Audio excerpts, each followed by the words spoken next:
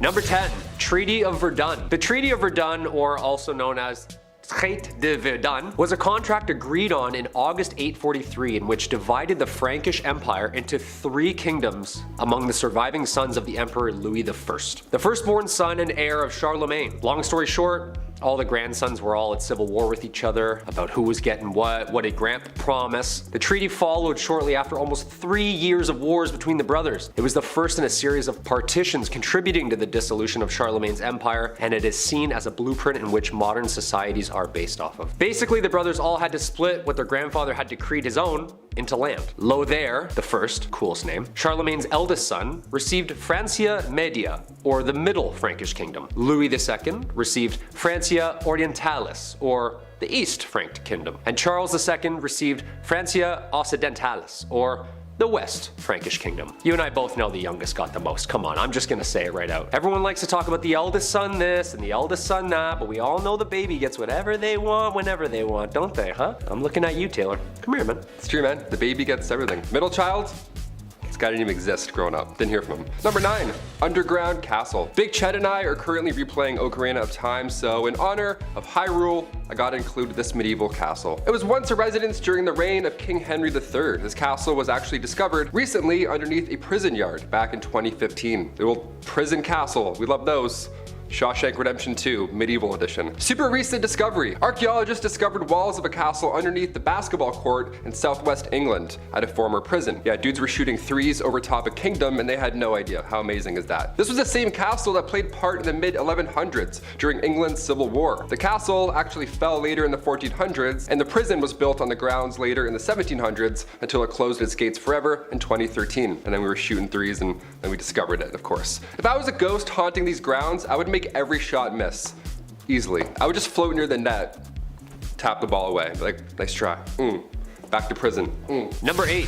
Stonemasonry. So we all know about who wrote what and who translated what to what text and which language while writing what play, which was based on who. But who built all this stuff? When we think of the Dark Ages, we can't forget the megalithic Leviathan stones carved and molded together to create the enormous Gothic castles and cathedrals that are still standing to this day. How did people do it back then? Well, masons in medieval England were responsible for building. Masons were highly skilled craftsmen, and their trade was primarily used in the building of castles, churches, and cathedrals. There were 3 main classes of stonemasons. There was the apprentice, the journeyman, and the master mason. So what would a medieval construction site exactly look like? Well, of course, there's the master mason. He's usually the head and the overseer of the work, and he's the most skilled of the tradesmen. This is like the head honcho on site. We've all seen this guy walking around site. He's always angry, he's always yelling, "Hey, who's got the plans? You, give me those. What are these? Backwards, you idiot. I would have put the window down there." So how did they exactly chisel out all of these castles from one giant rock? Well, they didn't. The stone had to be quarried first from quarrymen. These were not masons. Their job was to get the stone for the masons to work on out of the ground. Local stone was used first, but occasionally stone could travel vast distances, even from other countries. So I gotta drag that boulder there all the way to Scotland? Okay. Some of the most beautiful architecture ever created can be still seen across Europe. The amount of time and skill it took for these people to have designed, constructed, and chiseled such megalithic sites still baffles me. I'd be trying to read the plans still. Oh, that's north. I got it, we're good. I hate paying my taxes as much as the next guy, but if you think it's complicated today, it is a cakewalk compared to what it was like in medieval times. Rules were constantly fluctuating, and depending on how the lord in charge was feeling, you could give up basically everything just because they felt like it. So for most peasants, they had to rely on the generosity of their lord and hope that he would fix taxation at a low rate, or if they were incredibly lucky, not be on them 24/7 about payment. But if you go around Europe, levels of taxation did of course vary between the different states. So a peasant in England's tax is going to be way higher than someone in a more relaxed area like Sweden. But the tricky thing is that a lot of peasants and tradesmen had irregular incomes. I mean, you can't always predict when someone is going to buy your stuff. And so if you were going through a rough time and didn't have the monetary value that your respective lord was hoping for, you could be in for a lot of trouble. And, as you're about to find out, punishment for something even as minuscule as that could lead to drastic consequences. So, what are those drastic consequences? Well, you're about to find out. And I'm going to preface this by saying you better be thankful you never had to witness any of these.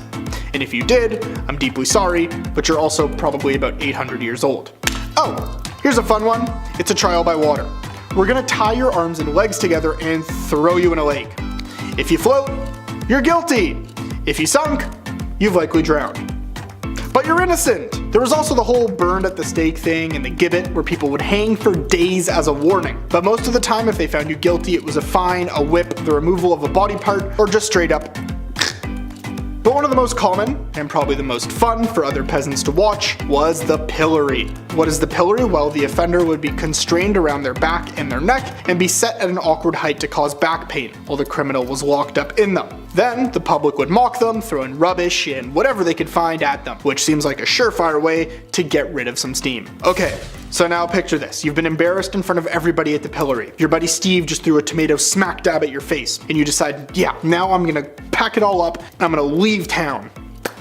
Yeah, good luck with that. See, records from that time show that a sizable proportion of people not only didn't get to travel to other countries, but they never even left their region or the village they were born in. Good luck trying to find a place to rest along the way, because accommodation was few and far between, and usually way too expensive for a typical peasant to afford. And that's not even mentioning the robbers, looters, and whatever or whoever else is out there to get you. Plus, if you're staying outside, hypothermia is a very real possibility. And to get from place to place, you'd have to traverse rivers and streams that were used for both sewage and for drinking. But people did this because while there was disease and it was rife, houses and makeshift dwellings were packed together inside the city limits, which offered safety in numbers and perhaps even the best chance to earn a bit of money. And if you're lucky, it could give you the opportunity to get away from Steve. I mentioned robbers and whoever else is out there, but there's a very real possibility that one of them had an affinity to ending people's lives. See, according to history, extra killings in medieval England were around 10 times more common than they are today. Roughly 46% of all deaths in men of adult age were caused by violence, so as a dude living in medieval England,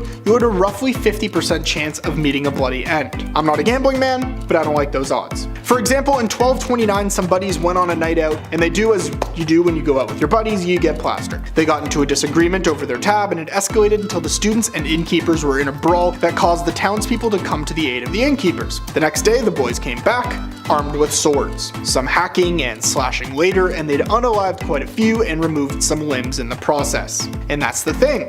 When you give people a sword who shouldn't have a sword, they do dumb things with the sword. Which is exactly why I don't own a sword. But one place I think where it would be good to have a sword is in war. And I think that's a fair judgment.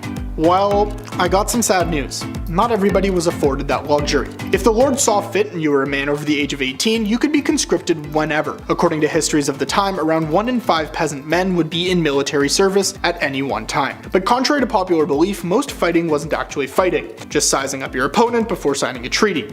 But that's time you could be farming. Instead, here you are in your fancy suit fighting a battle for someone who doesn't even know you exist. You have to think about how little was in it for peasants. See, lords were often fearful of their peasants getting too powerful, which is why in most cases, they were required to bring their own weapons, and also learn to fight by themselves. So bring your pointiest shovel and your sharpest rake, because we're going to war. Oh, and now we're done at the war.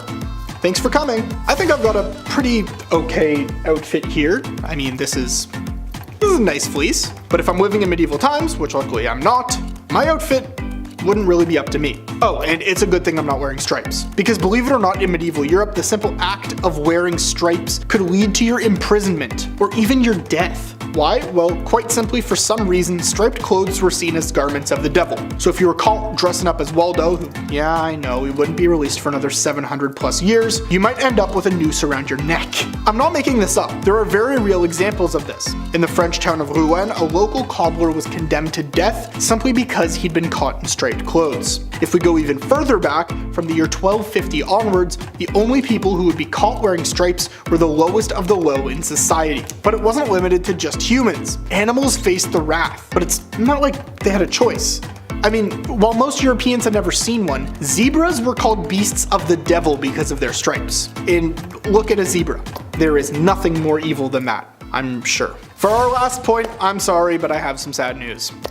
You've died. Yeah, but I have some even sadder news. Yep, your corpse, your earrings, your watch, your anything else of value. Yeah, it's all gone. But you wouldn't be alone. See, according to some research, in Europe during the Middle Ages, close to 40% of graves were disturbed. Now, this wasn't like grave robbing during the Enlightenment. There was no university, medical schools paying good money for fresh corpses to study. Rather, most cases of grave disturbances were just people looking for anything of value. People would be buried with a small selection of possessions. Maybe you got your favorite cup, maybe you got some other trinkets. But when times are tough, even something as small as that would be enough to tempt a thief or a peasant who just needs some money to dig up a grave. This led to a whole bunch of unmarked graves, which led to a whole lot of unanswered questions about the lives of people in those times, which led to a whole lot more things that I don't have time to talk about in this video. Oh, and one more time, I'm sorry that you died. At number 10, we have blowing your nose in public. We are starting off strong because this was far more absurd than even I could imagine. For it to make sense, we have to start from the beginning. In 12th century Newmarket, horse racing made its debut, but didn't become popular until the 16th century, which is when it really started to gain traction. And that was when many laws surrounding horses were put in place. In Newmarket particularly, it became really big for business. So there were lots of horses and they needed to be protected in order for them to race properly at full health. One of the laws that was put in place was being unable to blow your nose in public because they didn't want the horses getting sick. Not only was it blowing your nose, but if you exhibited any other symptoms of illness while in public, it could have resulted in mild trouble or a fine. They did not mess around with their horses' health. At number 9, we have the ordeals. Punishment in the Dark Ages, whether it be non-consensual chiropractics on the stretcher or a hot pail and a couple of rats, it was seriously concerning. Well, up until 1215, if peasants were accused of a crime, they would have to go through an ordeal to prove their innocence. There were 3 different types of ordeals. There was ordeal by fire, where a person would carry a burning hot rod for 3 meters, then their wounds would be bandaged. They would sit and wait for 3 days, with the wound still bandaged, and when the bandage was removed, the state of the burn would determine whether or not they were innocent. If the burn was healing, they were innocent, and if they weren't healing, they were guilty. There was ordeal by water, which is where the accused person would be thrown into a body of water. If they floated, they were innocent, and if they didn't, they were guilty. The third ordeal was combat, where they would literally fight to prove their innocence, and if they didn't complete the trial, they were guilty. It was in 1215 where the jury system was introduced, which was far more humane, considering there was a lot of flaws in the ordeal process. At number 8, we have entering the House of Parliament armed. This practice began in the 13th century and was actually never abolished, so it is technically still active to this day. What happened was that Edward II had made a lot of people he was ruling very angry. So to avoid a peasant uprising with weapons and armor, and other things he couldn't fight back against himself, he enforced the law of being unable to enter the Parliament building in armor or while armed, because that was considered a threat to a higher up, and it was a punishable offense. It was also punishable to enter the Parliament building using force. So while the law itself has some logic behind it, it was put in place for all the wrong reasons, to protect a tyrant of a ruler, which makes no sense. Number 7, apple bobbing. In a time where bodies were literally piling up on the side of the road, I can't believe we got apple bobbing out of the whole ordeal. That's crazy. It seems like ill timing, but it is the Dark Ages. What can you do? Apples historically have always been a symbol of importance. The Greek golden apple started the Trojan War. Snow White's poison apple was a symbol of importance in literature and all that good stuff from growing up. And in the Middle Ages, apples were viewed as a symbol of romance and fertility. These things have roots, pun intended, of course. In medieval times, bobbing for apples was flirty. It was their version of speed dating, dare I say. What happened was all the leftover apples from the big harvest were then put into a big bucket. Each apple had a villager's name on it, and then maidens would have 3 chances. 3 chances to grab that apple with their teeth. 3 chances to win a date with the English Tad Hamilton. What a weird time. Can you imagine if this was in Game of Thrones? Reek is just shivering for 2 seasons, bobbing for Ramsay's Bolton apples. We're like, medieval times were dark, holy sh**.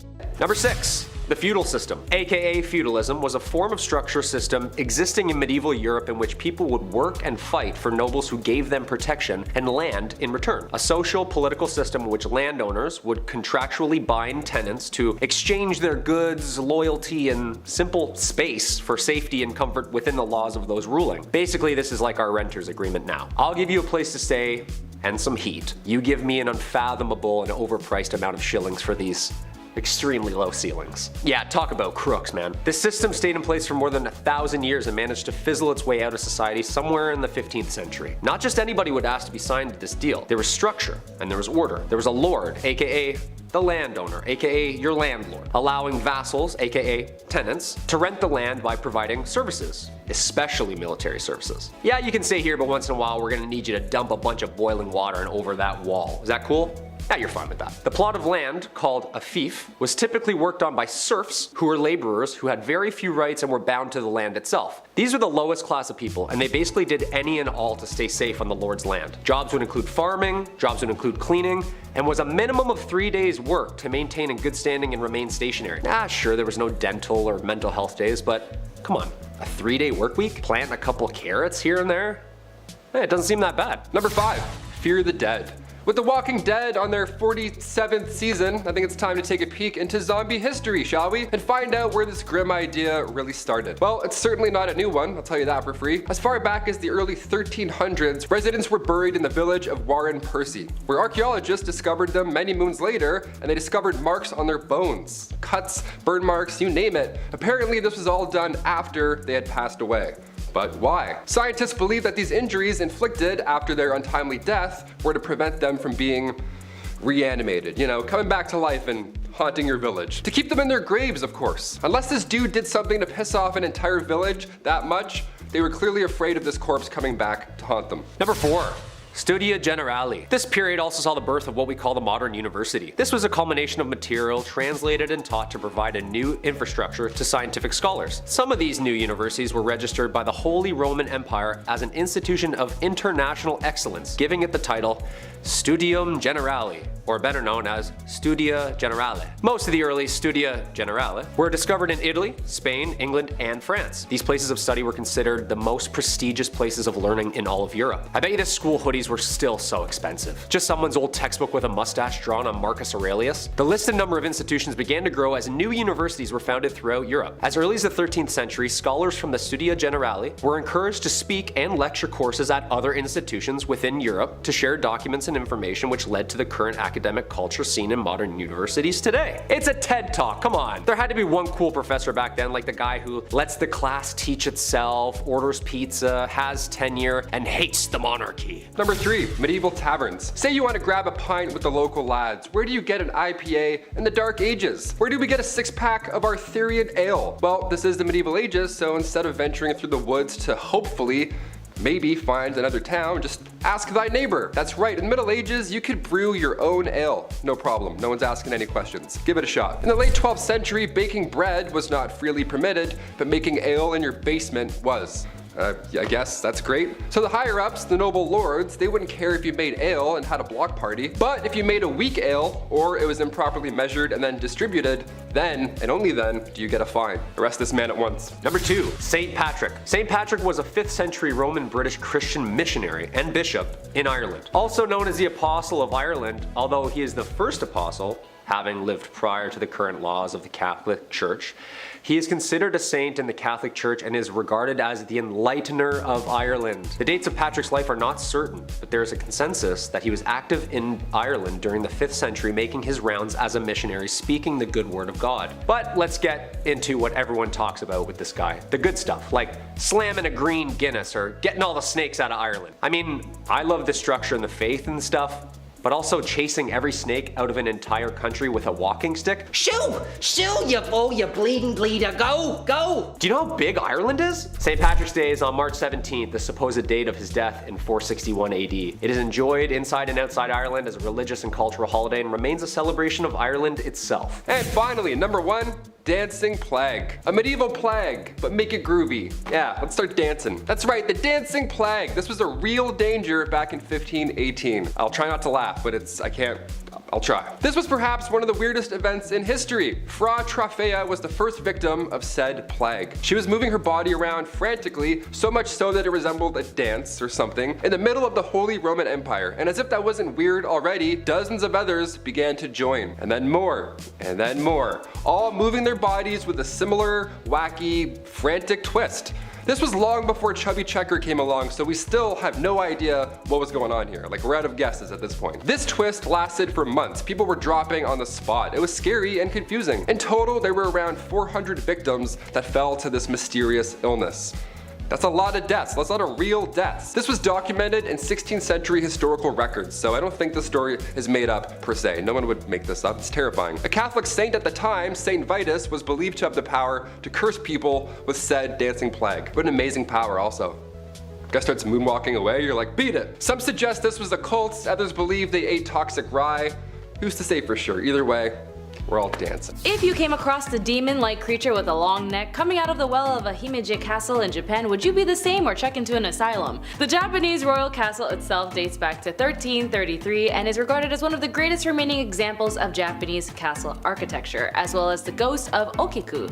What happened to her and why does she haunt the castle at night? Apparently the popular tale tells the story of her no longer as a human, but as a creature who lingers and crawls outside and around the castle. She was falsely accused of losing valuable dishes and was killed for it, and her ghost now haunts the castle as she counts the dishes in the kitchen in a mournful moaning tone. And once she reaches up to 9, she panics, shrieking violently as she throws herself into the well.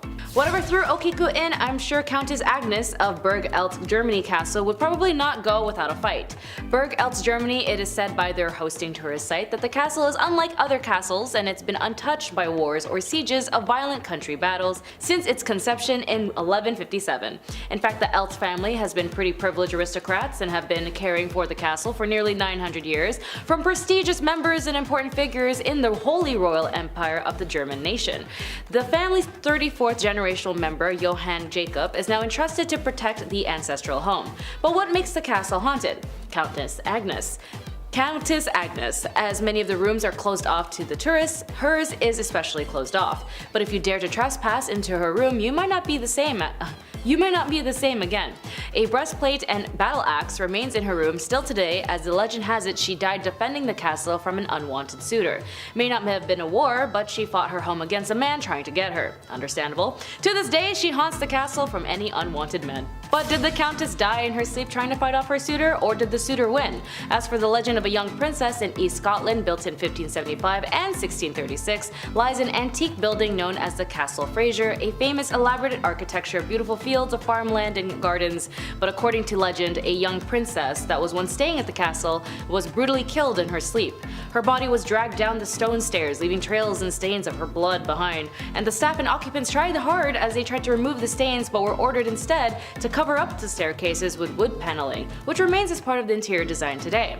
Some have even mentioned seeing the princess, and if you went home after, you'd wake up with her lying next to you. Oh my god. At number 7, we have eating more than 2 courses. This one also has some logic to it, but still really makes no sense. In the Dark Ages, there were a lot of laws in place that determined what lower class townsfolk could and couldn't eat. This was put into place so the lower class couldn't resemble or live as lavishly as the upper class and royalty. It began in the mid-13th century and wasn't repealed until the mid-18th century. What the punishment was unclear, and there are no documented punishments for the act, but it was heavily frowned upon. The details of the law were that a regular man could not eat an excessive amount of meats and dishes that nobles were eating. A man must be limited to 2 dishes, with the exceptions for holidays like Christmas, where they were allowed to have 3 courses. Something else to note is that soup was considered a full course meal and not just a sauce. So if you were having soup, you had to choose your second course wisely. Thankfully, we don't have any laws like that today, because that would make family events really awkward. At number 6, we have scheduled baby making. Fornication is part of a human's animal nature.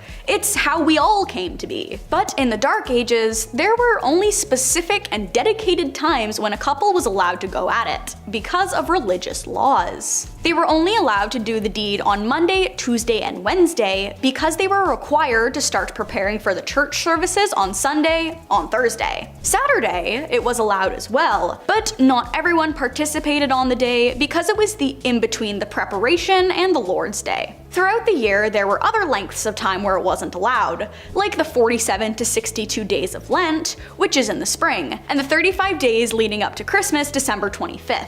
and the 40 to 60 days around the time of the Feast of the Pentecost. To make matters worse, women were not allowed to make eye contact with their husbands or any other man for that matter during these times, because eye contact was believed to be a temptation and was frowned upon during times when no action could be taken. And if she was caught making eye contact, she would have been punished for it, which in reality also makes no sense. At number 5, we have hunting royal game. This goes for hunting the king's deer and catching the king's fish. It started with the deer in the late 11th century. What made it more difficult was after the conquests of England, a lot of local land was deemed royal land, and locals were not allowed to hunt on it and would be punished if they took one of the king's deer. The punishment for this was to be blinded or worse. It was repealed in the early 12th century. As for the fish, the laws were put in place in the 13th century and were never abolished, except it was slightly different.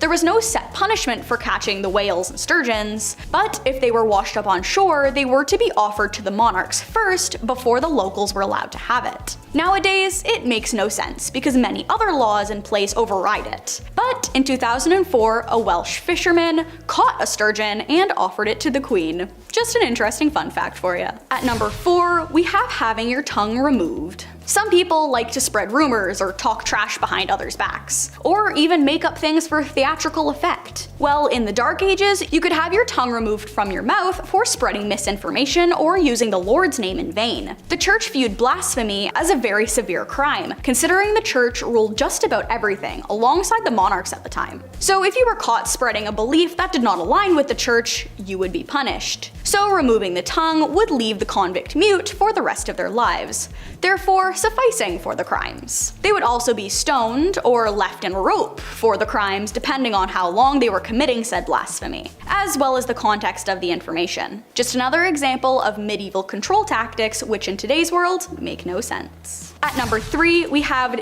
what was deemed indecent dress. In the mid-14th century, wearing long and overly pointy shoes that were longer depending on your social status and could extend up to 5 inches off the foot, as well as eccentric and flamboyant tunics, were considered illegal for the lower class. How did this come to be? As the fashion trends began to become popular amongst peasants, the crown stepped in, saying they were no longer allowed to participate in the fashion trends. This was to preserve the rich and famous image, and how only the wealthy were allowed to wear such extravagant clothing. It was deemed that no townsfolk with a rank lower than a knight or a noble was allowed to wear shoes with spikes or a toe that extended more than 2 inches. And the same went for top clothing. No local was allowed to wear clothing that was deemed indecent, and it had to cover most of them, whereas lords, nobles, and royalty were allowed to wear clothing that was far more revealing. It makes no sense because it was another excuse to separate people. Thankfully, it was repealed in the early 16th century, and people were allowed to dress as they deemed necessary because putting a cap on a shoe length is just silly. At number 2, we have the amount that was punishable by offing. In the Dark Ages, just about any crime was severe enough that you could lose your life over it. It was also far harder for women because they had to be far more cautious about what they say, how they acted, and what they knew. There was a lot of women who were stoned or burned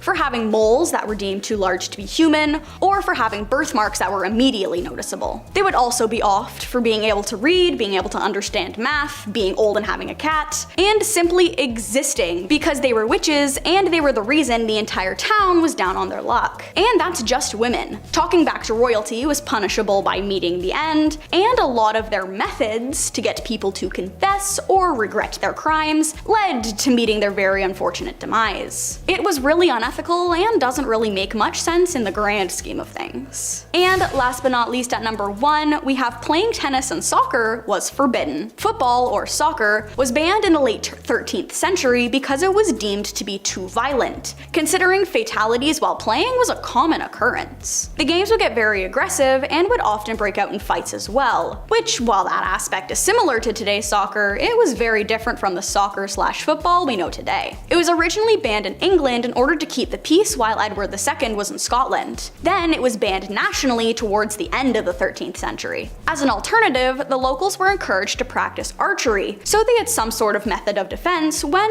other countries would attempt to invade. If you were caught playing football, you spent 6 days in prison for the crime, but that would be the extent of the punishment. As for tennis, in the late 14th century, it became illegal for any man who wasn't a noble of some sort to play tennis because it was deemed a royal sport, and it encouraged gambling amongst lower class citizens and caused men to slack off their work, which was a problem. The law was once again put in place to separate the lower class from the upper class, and the only exception to the law was Christmas, when regular people were allowed to play tennis with the nobles. Thankfully, both of these laws were repealed in the 18th century, and the sports were once again encouraged. Kicking off the list at number 10.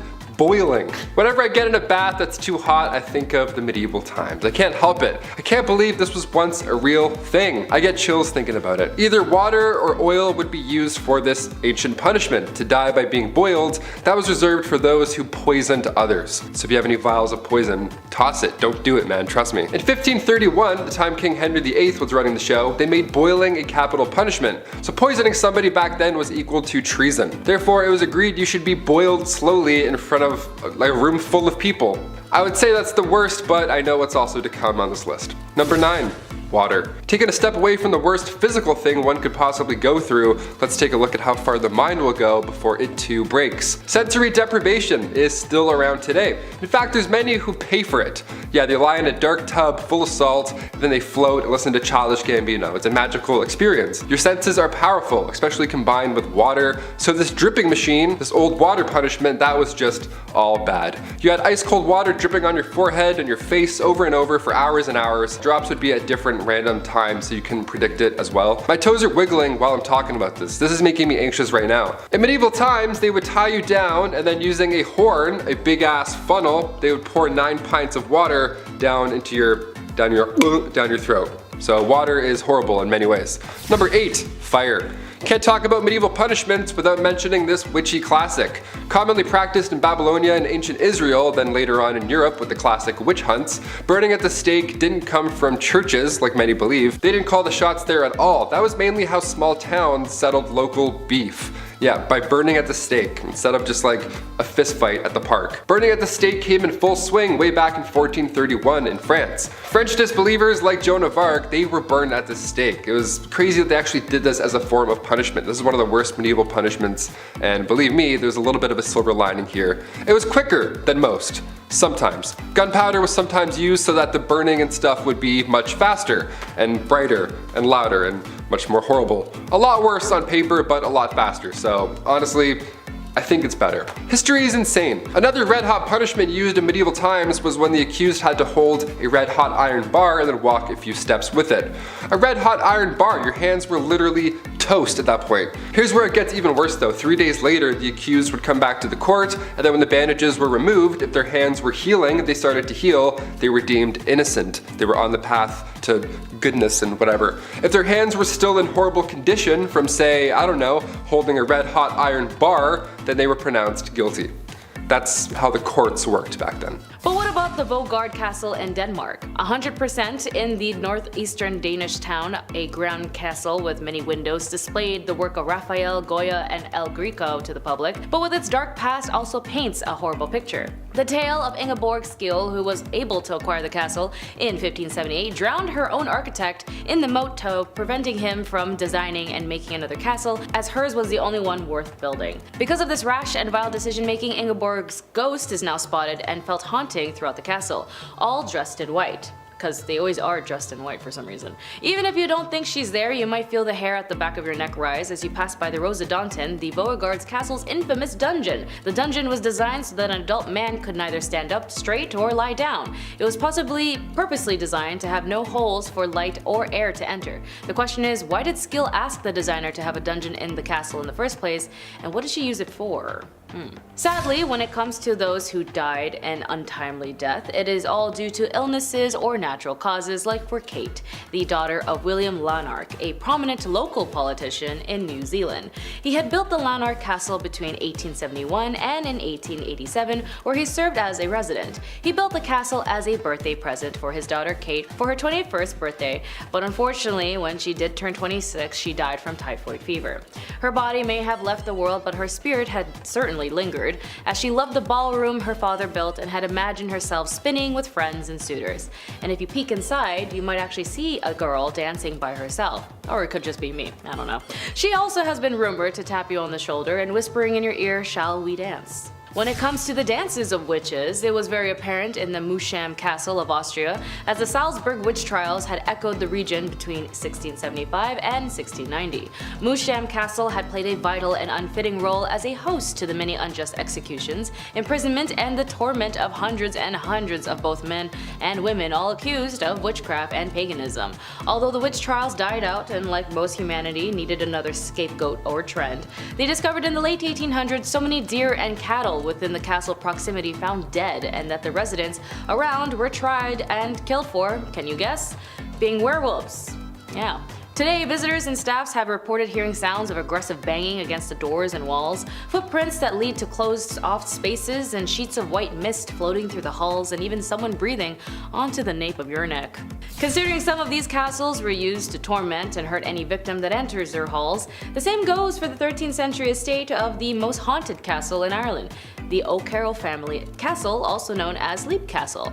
Legend has it that there was an aggressive power struggle within the family in the 16th century. In a bit of war after the main patriarch died, a member of the family killed his own brother, who was also a priest. Visitors have noted seeing a disgruntled and heartbroken priest wandering within the bloody chapel of the home. Even as recent in 1990, when renovators found a secret dungeon in the chapel was filled with skeletons, dozens of skeletons of unknown victims who fell through a trap door through the castle. Traps that the O'Carroll prisoners would fall on top of wooden spikes and experience a slow and very painful death. A location that was close to the chapel where even visitors might even hear by an earshot. But like a pit of despair lies in some castles, maybe a pit of hell? In the Hosk Castle lies a huge hole in the ground that has been constantly rumored since its discovery, a gateway to hell. Why am I smiling? So, some even say that the hole existed before the castle was built, and even the owners who created the Hosk Castle purposely made a deal with the devil inside and allowed the castle to be a front while evil deeds were made below. Even in some rhetoric after the ownership changed, some even tried to visit the hole somehow below, as some prisoners would bargain with the prison guards for their freedom. One man agreed that he would get to the bottom of the hole and report back in order to gain his freedom. When he was lowered, the prisoners and guards heard a sound from the man that was unheard of. Blood-curdling screams and panics of "Get me out! Get me out!" They pulled him back up to the surface only to see his face and body aged 30 years. All hair all white and face full of fear. Even with the fortress turned castles or castles turned into fortresses, there are no difference as the shady darkness that is lured within. Like the Arer Fortress that was built in the late 1290s as the ultimate defense against foreign attacks and was instrumental in the 7 Years' War. The sprawling fortress is now used as some royal functions and can be toured by the public. However, locals say it's a war-torn past and has yet to leave, noting that some have seen the ghosts of soldiers roaming the halls. The most well-known supernatural sightings include a demon dog that is said to guard the gates of the castle, and a spirit of a woman that has no facial features. And finally, with one castle, Haunted Castle mentions a catchy motto, which is "Live an interesting life." The Bumblebee Castle, located in Ireland, was initially built by the Hodenet family. After many years and many witnesses of the battles, it was also used as an occupied and modified location for the Irish Army during the emergency to serve as a defense structure in 1939 to 1945. Mindful of its ghostly history, John, the previous owner of the castle, took precautions, inviting a local clergy to perform an exorcism on site and to bless the structure going forward. The history involving with the castle refers to Lady Margaret, who once walked through the castle looking for mirrors. She used to be a great beauty and had many suitors come line up. When she was forced to starve for a year from one suitor named Clon Rockenby, she finally lost her mind and her looks and smashed every mirror in the castle. Some witnesses say that her spirit had no face, while others say she would manifest wearing a veil to cover her sad and heartbroken face, looking for herself in mirrors. Number 10. Gucci to the socks. Mana Musa may be the richest human to have ever walked planet Earth. The 9th emperor of the Mali Empire made his massive fortune by exploiting his country's salt and gold production. It is estimated his wealth today would be worth $400 billion US. That is a lot of money. That is a lot of shkarol. It is, however, difficult to place an exact number on his wealth, as this was a very long time ago, and it is difficult to separate his wealth from the actual monarch itself. However, In his travels, in hopes of securing new trade deals, he wanted to show off his good faith and wealth. When he arrived in Mecca, it was time for a shopping spree, where the wealthy king spent so much gold it actually ruined the economy. Yeah, it ruined the economy of Mecca. Honestly, that's just a big Bruce Wayne play right there. Imagine spending so much money, you single-handedly raised the inflation rate in a major city. And also a few others. That wasn't the only place he did it, surprisingly. He also bragged at one point that gold grows like plants where he's from. Where I'm from, it's super cold and there's lots of snow. We aren't selling snow yet, right? Number 9. Bad Vlad. Vlad the Impaler is Vlad the Impaler.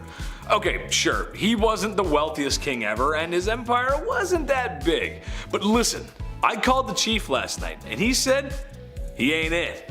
Vlad was best known for his creative punishments, to say the least. Vlad was just the kind of guy who took some folks he didn't like and, impaled them with large wooden or steel stakes. Vlad, he did not discriminate either. While a lot of poor people did end up with the worst suppository ever, he also ended up unaliving some wealthier folk too. This one time at band camp, Vlad had 2 guys come visit, and when he asked them to remove their hats, as was custom in Vlad's kingdom, they refused, which in hindsight was a really bad idea because then Vlad had their hats nailed to their heads so that they may never remove them again. What were poor people going to do? Try and overthrow the guy who left their family members on pikes as some really weird art installation? Truth be told, I've heard too much about this guy for me to even come close to his kingdom. I'm good over here. I don't need to be anywhere near him. You stay over there, I'll be over here, it's all good. Number 8. Return of the Mac. Okay, so you guys know Rome, right? Beautiful ancient city, monuments, aqueducts, a big scary army with red brooms on top of their heads for some reason. Mamma mia, it's beautiful. But it didn't last forever. After many years of conquest and living well, it eventually decayed and sort of split in half, with a west and east. The East becoming known as the Byzantine Empire, which it honestly did pretty well for itself too. This includes the adventures of Basil II. He's nicknamed the Bulgar Slayer. For video games out there, Doomslayer is a big dude in green armor that does what exactly? Slays demons. So that means Basil slays Bulgars. Huh? Yeah, real nice dude. With his financial might and power, he was able to conquer Bulgaria, which lasted a long time actually. And by the time of his death, Basil was the wealthiest man in Byzantine. A classic tale of a man in charge exploiting and pillaging those less fortunate. Number 7. The Rack. On to something not so hot and fast, but rather dull and slow, the rack is surprisingly well known. It was originally introduced to the Tower of London around 1420. The Duke of Exeter referred to this device as his daughter. What a weirdo. It's like guys who call their car like she. It's like, okay, just a little bit too close to your automobile, man. Relax. It was an open bed frame type device where your ankles were tied at the bottom and your hands were tied at the top. Already we're off to a horrible start.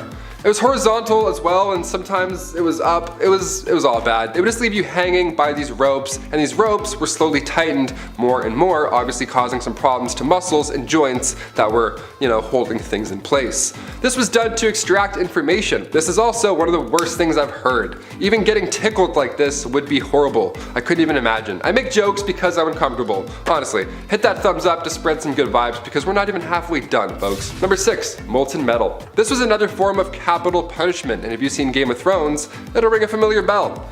A few of these do, actually. Yikes. Metal would be heated up in a cauldron for a long time to the point where it was liquid. It was molten metal, just a soup of minerals. Look, we said this video wasn't for the faint-hearted, and here at Bumblebee, we like to keep that promise. They would then pour the molten metal on your head, or more commonly known, they pour it down the throat of the accused. Obviously, it wasn't done as a method to extract information, it was done to brutally end someone's life. Because they're not talking after that, of course. Execution by molten metal was supposedly done to a wealthy Roman general, Marcus Licinius Crassus, back in ancient times. The metal would burn your muscles and skin, literally cooking it, and then after a few moments, it would harden. Bad, not good. Number 5. Keel hauling. Not to be confused with Kegels, keel hauling was reserved for the worst of the worst at sea.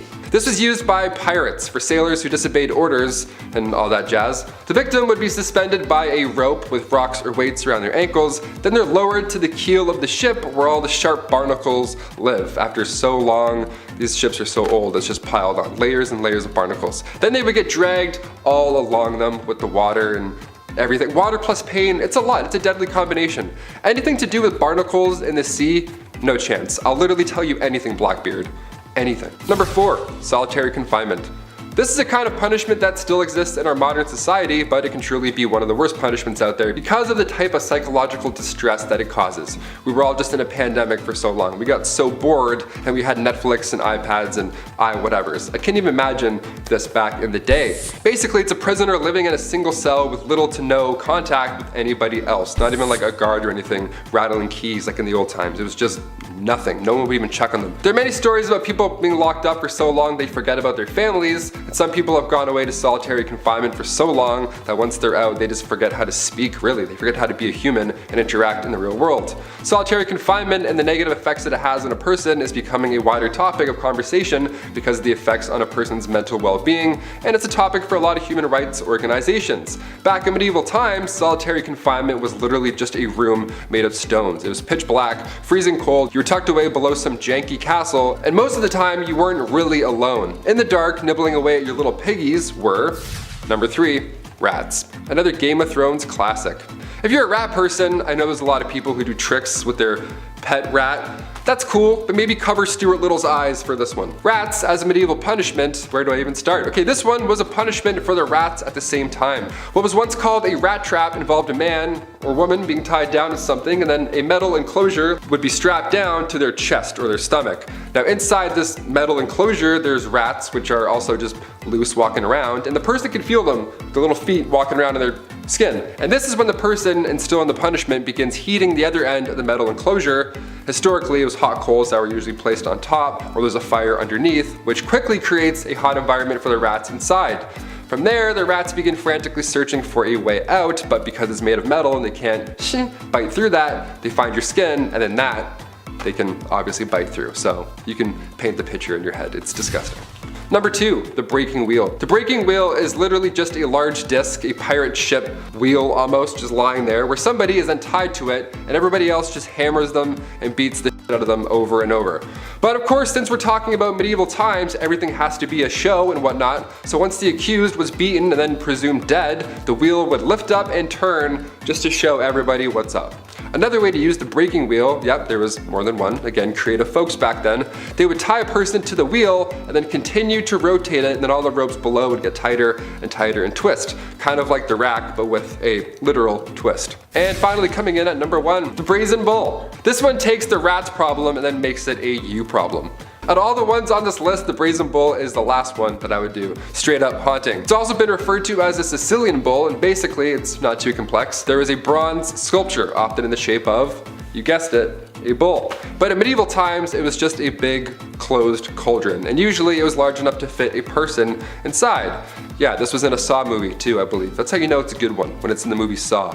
So once the person was locked inside or it was leaned over so they couldn't get out, a fire would then be set underneath this bull, and then you can probably figure out the rest in your head. They would even engineer the bull so that when somebody screamed, it sounded like a bull's roar. How fun is that? How fun is history? I'm learning so much about history that's fun on Bumblebee. Number 10, beauty sleep. When you go to bed at night, ideally you want 8 hours. Me, personally, I'm lucky if I get like 6. I don't know, I'm like a child. I'm restless at night. I'm kicking around, I'm making weird noises. It's insane, it's problematic. Maybe I should see someone. If this were medieval times, however, I'd be set. See, back in the Dark Ages, it was common to have 2 4-hour naps at night rather than one swift 8-hour slumber. See, many believe this was to tend to a fire, or hopefully not a fire. You know, gotta wake up, make sure things aren't gone. It's medieval times, it was rough. You wake up, throw a log on, yawn, and then hop back into your pile of hay. I don't know, whatever they had back then. Good times. This system of waking up after 4 hours, it sounds like an unhealthy inconvenience, but in reality, historical accounts suggest that people in the Dark Ages generally slept for longer periods of time, despite their sleep being interrupted by periods of wakefulness. They slept longer due to the fact that, you know, light bulbs didn't exist yet, so lava lamps weren't a thing, neither were alarm clocks. So people would often go to bed shortly after sunset and wake up with the sunrise, so that's a good rest. That's a good medieval rest. That's like 12 hours. Number 9, the Norse Disappearance. I just watched The Norseman. I'm gonna start barking at people now when I'm on the subway, just to, you know, get my old roots back, my old Norse roots. There are several theories regarding the disappearance of the Norse from Greenland during the Dark Ages, right? Where did they go? Where does a Norse Viking go? That's a little concerning. Where'd that guy go with the beard and the hatchet? That's a little important. One theory suggests that climate change played a significant role. The Little Ice Age, which began around the 14th century, that led to a decrease in temperature and a shorter growing season. Of course, making it difficult for the Norse to farm and raise livestock and,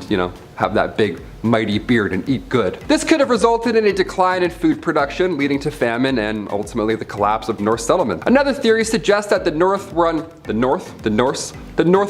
Another theory suggests that the Norse were unable to adapt to the harsh conditions of Greenland. The Norse were used to living in more temperate climates, and the extreme conditions of Greenland could have been too difficult for them to endure. They're a little too hot for comfort. Finally, there's a theory that the Norse were driven out by the Inuit, who had been migrating into Greenland around the same time as the North. So a little bit of a beef happened there, a little West Side Story with Vikings, if I may. The Inuit were skilled hunters and fishers, and their presence could have put pressure on the Norse settlement, ergo war. But it's likely that the combination of these factors contributed to the disappearance of the North altogether, so exact reason, that's still a mystery. I vote the Inuit though. There's probably some beef. There's probably some settlement beef. Number 8, Green Children of Wolpit. Now this is a medieval story that tells the tale of 2 children who randomly appeared in the village of Wolpit in England, but they showed up with green skin and they spoke an unknown language. So aliens confirmed, for sure aliens. I wouldn't even open that door. The children were taken in by a nice local landowner, and although they were initially very distressed and refused to eat any human foods, they eventually adapted to their new surroundings. Again, green children, didn't speak English, aliens.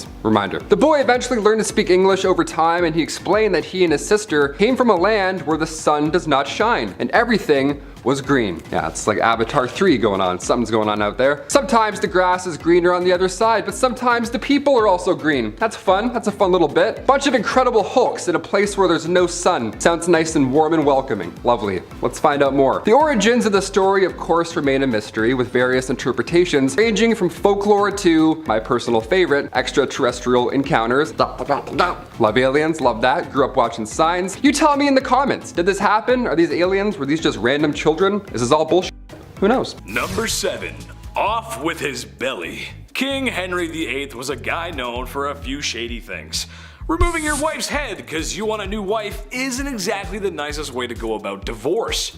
I could think of some nasty other stuff too. I know what the I'm saying. I think what was rather more interesting, however, was the king's diet and the quality of life divide between royalty and peasants, especially compared to the average person at the time. Sure, he was the king, but the list of foods and menus that were available to him were crazy, even by today's standards, almost rivaling the wealthy of today. His banquets would often include pork, chicken, fish, goose, beef, fruit, bread, and desserts galore. Extravagant desserts with beautiful designs. And of course, you gotta have some wine to wash that all down with, which, funny enough, might have made them healthier to drink wine since water purification at the time wasn't so great. It is said he was consuming way more than the average person's calorie intake. Also, not to mention, his food was fresh, or as fresh as it could be for the time. And if it wasn't, it was seasoned and preserved with very expensive spices from the far reaches of the globe.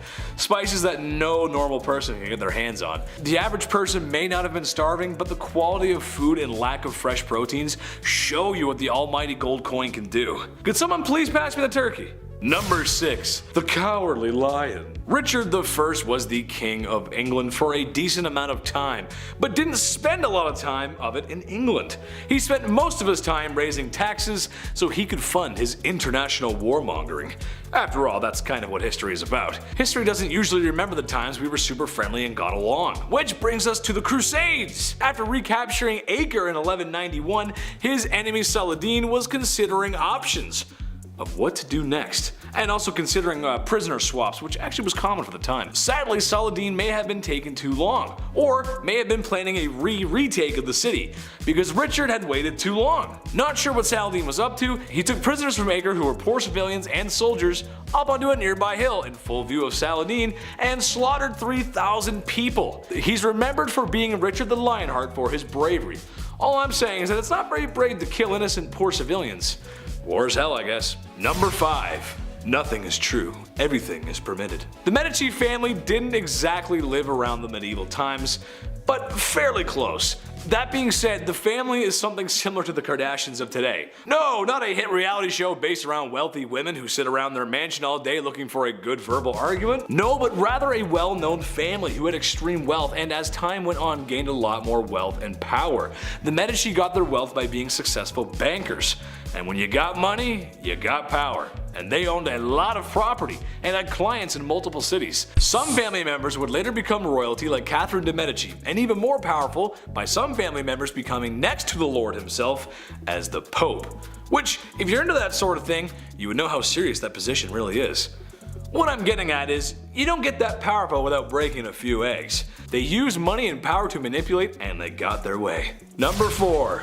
Diaper Sniper. Alright, this one's messed up, but that's just how things were. Marriage is a beautiful matrimony between two loving people that has a harmonious, lasting lifetime. Tell that to people in divorce court and see where that gets you. While we may marry for love today, things were a little bit different back in ye olde times. Marriage was oftentimes a business opportunity, or a peace treaty of sorts, and other versions of marriage would have you on a certain Dateline show with Chris Hansen. I'm talking about girls getting married at the old refined age of 12. Yuck. It's just how it was. At the time, that was considered the age of maturity, but I mean, if you only live until you're 35, it kinda makes sense, I guess. While most of these cases are from poor people, at the end of the day, they were women and simply could not own business and property that men could. So it's in the best interest that a wealthy man marries a poor girl. Gotta do what you gotta do, I guess. Number 3, dyslexia for cure found. I don't know about you guys, but sometimes reading can be really hard. You've seen my blooper reel. I mean, I went to school, I got my grade 10, and that's really cool. Maybe soon I'll be able to go to college and get my PFD. But I wasn't a big fan of school, I just like to hang out with my friends. But then again, I did have the opportunity to attend school. The same cannot be said for poor peasants in the medieval age. Some wealthy kings would go as far as to ban the serfs from learning to read. Wouldn't want your population to be too smart, they might overthrow you after all. And sorry ladies, that means you aren't going either. Schools were boys clubs, no girls allowed. The richest of families could have their son sent off to be a squire and eventually enter knightship for their royal throne. But this was for the very rich. I can't help but think that I would look good in all that metal armor though. Give me a sword, a shield, noble steed. Assuming the wealthy would let me go to school. Please sir, could I learn to read? Number 2. Do you require a bowel movement, sir? Kings will be kings, and sometimes they do some things that shouldn't be things. Meet the royal groom of the stool, a man who must follow the king around with a ye olde porta potty, or really just a bowl, where he would be ready to assist the royal in a release of his bowels. Originally created by King Henry VIII, the groom's job was to assist the king with a box to relieve himself, also carrying towels and water, even monitoring the outcome of such daily events. After all, he's the king, gotta keep tabs on his diet. It's also rumored that the kings may have even required assistance in hygiene after the fact. Which, I mean, come on, I know we all need help sometimes, but that's a tad much. With all the disease and not hand washing at the time, I'm not really sure anyone ate food ever again. Ooh. Number 1. Dead end job. Wiping a royal bum is tough, but cleaving a man's head from his body kinda sucks too. The rich uphold the law, and that means when it's time for the death penalty, somebody's gotta do it. Somebody with less money and somebody who might not have a choice, as professional unalivers at the time often were handed down the blood-soaked acts of their kin. On one hand, you have law and order that is respected. On the other hand, you have a profession that sees law and order through, but is not that well respected. Makes sense that the job kinda sucks though.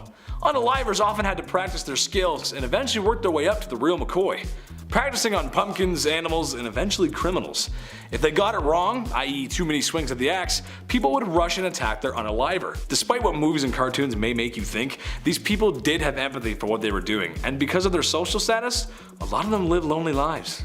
Rome really had existed as nothing but a name by the time the empire falls on September 4th of 476, having been falling inwards on itself for just short of a century at that point. So started the periods between the 5th and the 15th centuries known as the Middle Ages. This time can be split into 3 main sections: the early Middle Ages, aka the Dark Ages, High Middle Ages, and Late Middle Ages. One of the most famous events from the entirety of the Middle Era was truly kicking some in the Dark Ages, and it was the Black Death. Something that nobody gets anymore, with exception for a cool 20,000 some odd people between 2000 and 2009, and 56 people in the United States in the last few years. But if we pretend that we don't know that, and if we can avoid chipmunks like the effing plague-carrying hairbringers of death they are, then we most likely don't have to worry. But travel back in time, say to the 800s or even 1340s Europe, and your chances of surviving are somewhere between 7 and 10 and 2 and 5. Black Death killed as much as 60% of the entire population of Europe. So when you're at work looking around but with those blank dead fish eyes, bored, cross off every third person you see in a pattern of 5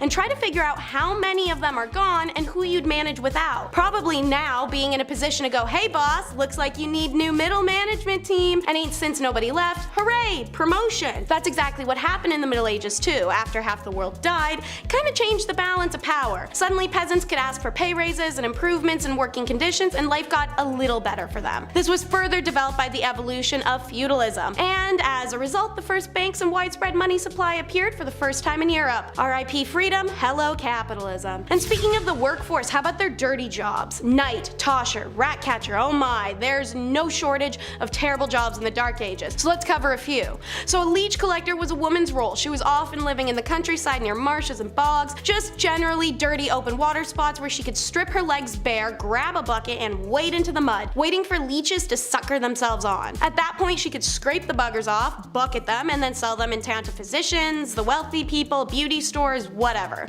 Enjoy the scabs and infectious diseases. The groom of the stool was a position for the royal household who was in charge of cleaning the king's badunkadunk, making sure it was clean and dry post his kingly, well, dumps. Tanning leather seems like it would just be hard. Don't worry, on top of stripping animal skin of its fur, soaking it, and consequently yourself in lots of lime and salt, it also involved animal feces. See, you'd hire this other guy who somehow had a worse job than you. He's called a pure collector. He'd collect you dog poop, you'd grab it with your bare hands and mush it into leather to treat it. And don't get started on lime burners or treadmill operators, which was essentially a 50-50 death sentence job. And usually whatever job you ended up with was one for life, because chances are you stay in one place. Many people dream of traveling. My generation especially is one that's opting out of children in order to do so. This isn't new, and the human desire to travel and learn is something inherent, coming with curiosity and the need to discover. But this wasn't one of those times. Written records show that a sizable proportion of people not only didn't travel to other countries, they never even left their region or the village they were born in. Even if you did manage to travel, it wasn't planes and annoying but passable airport waits. The average traveler would often sleep out in the open air. Inns or other forms of accommodation were few and far between, and usually too expensive for the typical person to afford. So aside from the super fun chance of freezing to death overnight, travelers in the Middle Ages also had to worry about being robbed or attacked on the road. Many people therefore chose to travel in groups, but even then you weren't entirely safe. Your homies could turn on you at any second. Consider also that roads and pathways were rough, and this was a ridiculous era where even spraining an ankle could prove to be fatal. Then there's finally bridges, which are quite rare, especially outside of big cities, so you might have to cross rivers manually, and while they could memorize and recite Latin every day, these dummies couldn't swim. Drowning was all too commonplace. Even the Holy Roman Emperor Frederick I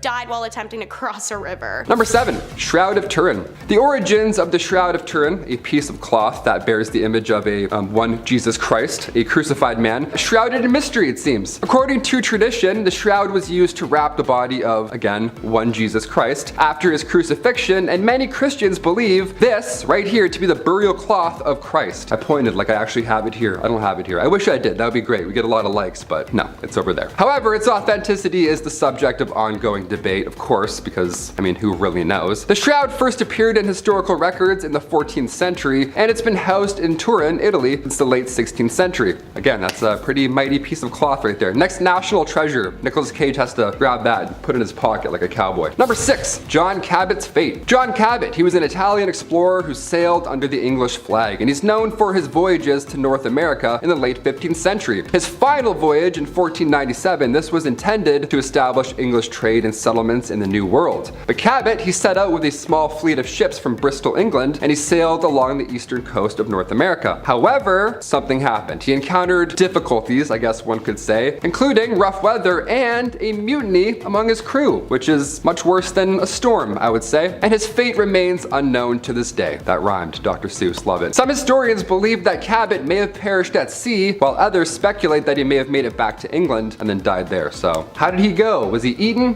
Who knows? Who really knows? Number 5, the plague. Yes, we just lived through one of these. Isn't that neat? Can't wait to tell my kids about that one. Plagues are everywhere throughout history. Some are short, some are impossibly incredibly long. The bubonic plague arrived to medieval England in 1348. Now the death toll here, it was devastating. I mean, we put up some crazy numbers in the last few years, don't get me wrong, but in the Dark Ages, the bubonic plague took out almost half of England's population. That's insane. They didn't even have Uber back then. You're like, how? How did that happen? Back then, the plague was a bacterium now known as Yersinia pestis. Symptoms were jarring, to say the least. There were lumps in the armpits and or, groin area. Not fun. Black spots would appear all over your body. It was uncomfortable, and it was noticeable, definitely to say the least, that you were plagued out. Almost all that were infected died within 3 days, more often than not without a fever. Just randomly, boom, done. The drop in the population resulted in a widespread of wealth. That's, I guess, a bright side? Not really. Workers were demanding higher wages, farmers were demanding lower rents, and the poor got expendable income. Sounds a little familiar, dare I say. Number 4, Greek fire. One's absolutely crazy. Greek fire was a weapon used in medieval times. It was particularly used by the Byzantine Empire, and it was known for its ability to burn even when submerged in water. Yeah, almost like magic, some would say. Some scary, hot magic. The composition of Greek fire was a closely guarded secret, but it was known to be a highly flammable liquid that could be projected from tubes onto enemy ships or soldiers. So yeah, they would just blast liquid lava at you, and then they're like, yeah, war's done, just like that. Like in Game of Thrones, where it's just green fire. It was kind of like that. Greek fire was often used in naval battles and set enemy ships ablaze in 4 minutes or less, and its use was a significant factor in the success of the Byzantine Navy. The exact ingredients and recipe for Greek fire, like I said, they have been lost to history, and its composition remains a subject of debate and speculation among historians. Let's hope we don't find this one. I don't know, let's find some pharaohs, mummies, tombs, treasures. That's great. Some guy's like, oh, the recipe for liquid lava that we can shoot at people. Awesome, let's do it.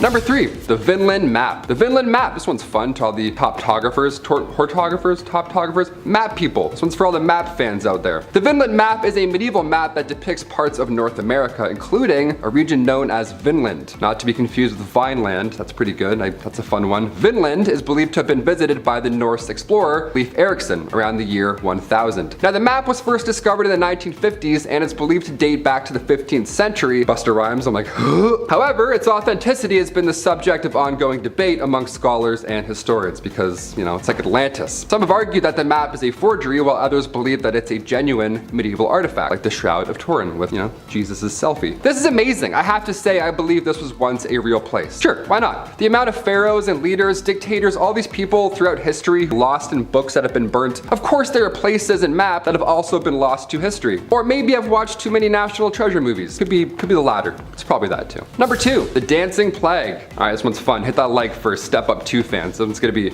real sick. July 1518, one of the most bizarre dance circle / plague events, who knows really, in medieval history went down. It was the craziest dance circle all of history, I have to admit. The Dancing Plague. Yeah, why can't this be the plague that comes back now? Why it had to be the one that was gross, everyone's coughing on each other? Why could we all just be popping and locking in the streets in 2020? Would have been way better. The town of Strasbourg was calm, cool, and collect one summer, back in 1518, until out of nowhere, one woman began to dance, or convulse, uncontrollably in the streets. Others soon joined her, which is the weird part, and eventually over 400 people were all dancing the days away, or convulsing, one of the two. It's really tragic. See, this was not a good time. It's, we call it the Dancing Plague, like, oh, they were all dancing in the street. No, it was a nightmare. People are like seizing on the ground. Seizing? People are seizing on the ground. It was tragic. A good amount lost their lives due to pure exhaustion alone. Authorities, they tried their best to help out the situation. They paid for musicians to perform for them while they convulsed, which is just the thing you need back then. They're like, oh my god, what's happening? Quick. They just played music. They're like, this makes it way better. This is so fun now. No, it was horrible. Everyone was sick. This was a disease. This happened a few times in Europe, believe it or not, between the 14th and 17th centuries, and we still don't know what exactly happened. All we know is that it was some sort of illness and that it was not like Step Up 2. Apparently it was not sick, nor 3D, nothing like that. And finally, number 1, no insults. This one here is great. This would change the game today. If we brought this one back, so good. I can't whistle, but It'd be like that. If you hurled insults at somebody back in medieval times, they were entitled to compensation, and they could summon everyone else who's around at the time to be a witness. Yeah, if you spoke bad of someone during the Viking Age, even if the person wasn't there, it could ruin their reputation. And because of that fact, you now need to pay them for the possible damages you caused with your words, with your sick, nasty words. It doesn't even matter if the insult was true either. Your reputation was how you gained employment back then. It's how you met friends, and it was really important. It was an important thing not to be messed with. Also, if you insulted one man, apparently you insulted his entire family as well. So it's like that Vin Diesel kind of Fast and Furious family's everything vibe, where with one person, they're all coming at you. It was rough. There were some words, however, where a man would be allowed to kill you if you said it. I don't even want to know which words that was. Sometimes you went a little too far spreading lies, so they had to make it a capital punishment. Thou shalt not talk smack. Get out of here. Starting us off is cutting-edge courtship, quite literally in this case. It was traditional in some Nordic countries to have courtship customs involving knives and daggers. This is due to sacrificial nature in their original belief. The purpose of a dagger is prevalent for that after all, but it was also due to its functionality. In Finland, when a girl came of age, her father let it be known that she was available for marriage by providing her with an empty sheath. The girl would wear an empty sheath attached to her girdle, skirt. If a suitor liked the girl, he would put a pukoko knife in that sheath, which the girl would keep if she was interested in him. If she wasn't, she could just toss that anywhere. The knives were often custom, so a man would be able to woo a woman with unique details and imagery on a blade, but could also offer an heirloom or traded blade. Seeing as women of the Nordic region didn't shy away from handwork such as farming, jewelry making, clay working, etching, clothiers, and even some positions like smelting, a blade was a thoughtful and convenient gift that also said, "I love you" a whole dagger's worth. Something so romantic about giving someone a gift they could quite literally kill you with. In the meantime, while the Scans are giving blades, the English are being taught the no-no days and the no-no ways. In layman's terms, they were being told how to have intercourse and when. That just doesn't make for a fun title. You may be familiar with these laws and regulations. They've come up in some of our other medieval and middle age videos. This was a time period where the church had a lot to say in state affairs. Not to say that it doesn't now, but they were able to make determinations such as intercourse schedules around the religion. Real laws were in place that people could not have sex on Sundays, Thursdays, or Fridays due to religious reasons. Whenever a holiday had a fasting period, such as Lent, abstinence was expected then as well. If anyone was to deviate from the set rules by having intercourse, they were committing a grave sin. These laws were written in penitentials, which were books that indicated what was allowed under the church rules and what was not. Oral, backdoor, premarital, and self-inflicted intercourse were banned in these books. Now thankfully their wide-range taboos included some good stigmas to have, such as interbreeding, so that minimized people keeping it in the family and messing up our future populations. But even with sexual laws, men could be knaves, which is just an old-timely way of saying being a dog. Now I'm not saying ladies couldn't have itchy feet and dog their way around too. We do it now and we've been doing it then, but it was a lot worse for ladies to be caught back then. So the general consensus is that it was rare, and when it did happen it was usually affairs outside of a marriage. In general, young medieval daters had to be cautious. While peasant marriages were a little more than saying we're married most of the time, reputation, especially for a lady, was huge, as was virginal status. Men of higher status often sought out beautiful peasant girls for affairs. Sometimes they benefited the woman greatly and she'd become an heir to a status child, thus elevating her own. But for the most part, it was pure carnal enjoyment men were after, in a time when women were told to do the opposite. And so it became a game of men trying to win a single woman into doing the act. She had everything on the line while he usually had nothing. Secret flings were frowned upon, to say the least, and were often seen as a sign of potential trouble, hence the English ballad that would warn of knaves preying on young fair maidens at country fairs. A young woman caught having affairs was a wild scandal that could even be punished for or put to death, so making the decision to bow to a lord's or even a common man's pressure could quite literally destroy a woman's whole life and being. Yet it's still a decision women made. Hormones. So if you're gonna live in one region, one city, and one house your whole life, naturally it would be a dingy shack. Because peasants' homes were small, often just made up of one room. They were constructed of wattle and daub, a type of method of constructing walls, in which vertical wooden stakes, or wattles, are woven with horizontal twigs and branches, and then daubed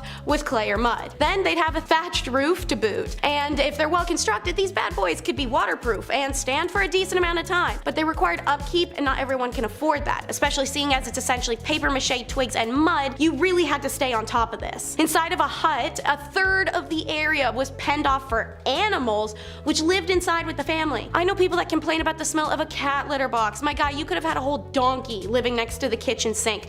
Chickens, cows, pigs. Then, to really complement the mildew smell of rotting roof and the stink of sweat and feces covered animals, a fire burned in the hearth in the center of the hut so that the air was permanently eye-wateringly smoky. Furniture was maybe a couple stools, a trunk and bedding, and a few cooking pots. Beds were a thing, but they weren't very great. And don't forget a couple of dirty chamber pots kicking around the room. We may have discovered a new homing style, you guys. We could call it medieval open conceptualism with minimalism aesthetic. And when it's time to get your kid out of the house, you hook them up with an apprenticeship. The freaky Greekies weren't the only ones tossing their kids at other adults saying, here, take this and raise it. However, unlike the Greek apprenticeship, which came with some strings attached, as explained in the recent top 10 reasons why living in ancient Greece was impossible video, the Dark Age apprenticeship was truly and solely about work. But nobody said it was good or fair work. From the midpoint of the Middle Ages onward, master craftsmen were permitted to employ youngsters for free so long as they provided them with food, lodging, and formal training in their specific craft, which would undoubtedly elevate their status in the society. But getting through an apprenticeship was hard as hell. First, nobody said the food had to be quality, so rations often sucked and apprentices could effectively starve. But then there was the fact you could just get beat up by your master at any time, because it was literally expected of them to do that. Why? Because apprenticeships were ways of parents to get crappy, troublesome teens out of the house and learn some discipline in society. To add insult to injury, apprentices were stuck between childhood and adulthood by being teens. Because on one hand, a teen in medieval times would have been treated as an adult. On the other hand, privileges of adulthood, like the right to inherit money or ownership of land, didn't come into play until around age 21. So you're expected to be an adult, treated like a kid. Small wonder then that the tales of apprentices misbehaving badly are a staple of written accounts from the Middle Ages. Rather than dedicating themselves to their professional development, apprentices would often be found in pubs and brothels. Normal middle-aged teen activity. And having a crappy kid sucks even more so back then than now because of the baby gamble. Choosing, if a woman got to choose, to have a baby was a hell of a decision in the Dark Ages. Plagues, famines, messed up weather, just not the environment for it, let alone women being regarded as morally weak and they weren't allowed to do things that modern women take for granted, like getting a job, deciding who to marry, having opinions, wearing pants. Your only two options were to become a nun or marriage. No work, no single living in the country, you get two options. And even if you weren't the most devoutedly religious, none was safer, if not a better option. Childbirth and pregnancies would kill 1 out of every 3 women in the Dark Ages. Compare that to today's maternity mortality rate as 1 out of every 0.028% of women. The fact that the female population now is significantly more equal in numbers to men in comparison, I think the choice is spectacularly easy. According to the Raven report, childbirth in the Middle Ages and the Tudor period were so dangerous, royal women were encouraged to write out their last will and testament well in advance to giving birth. Just imagine adding that to the baby to-do list under decorate nursery and sew onesies. But on the flip side, some men weren't exactly capable of popping out babies, thus the impotence trials. Modern time has counseling, understanding doctors, and little blue pills, all sorts of resources to help men with that issue. But the Middle Ages? Whew, don't expect any real sympathy, not from wives or the whole community. Conjugal duties are taken hella seriously, partially because everyone was frisky and they're locked into having just one person for the rest of their life. And it wasn't just men who had the right to ask their partners to perform. Wives could also demand intimacy, and failure to provide, well, buddy, you're getting served. And many recorded cases of women being granted divorce due to their husband's intimacy exist to prove it. And they were carried out in public. Whole Judge Judy style throwdowns to called intimacy trials where accused man was expected to perform in front of the jury. To be granted a divorce, the woman had to prove her man was unable to perform, which wouldn't be shocking when you have an entire village watching with bated breath, even if it wasn't an issue before. Don't worry, a dude could save himself the shame of an annulment by calling on special witnesses such as working girls or other women from the past who could attest his manly prowess. Any medieval lady capable of putting her husband through such a humiliating ritual was almost always from a wealthy family. Lawyers and expert physicians didn't come cheap, but at the end of the day, men were literally able to cut our faces off in public or throw us in a fire alive for not baking bread right, so guys, I don't really think you can complain about this too much. Laws like this are one of the many stupid details that could have you randomly imprisoned.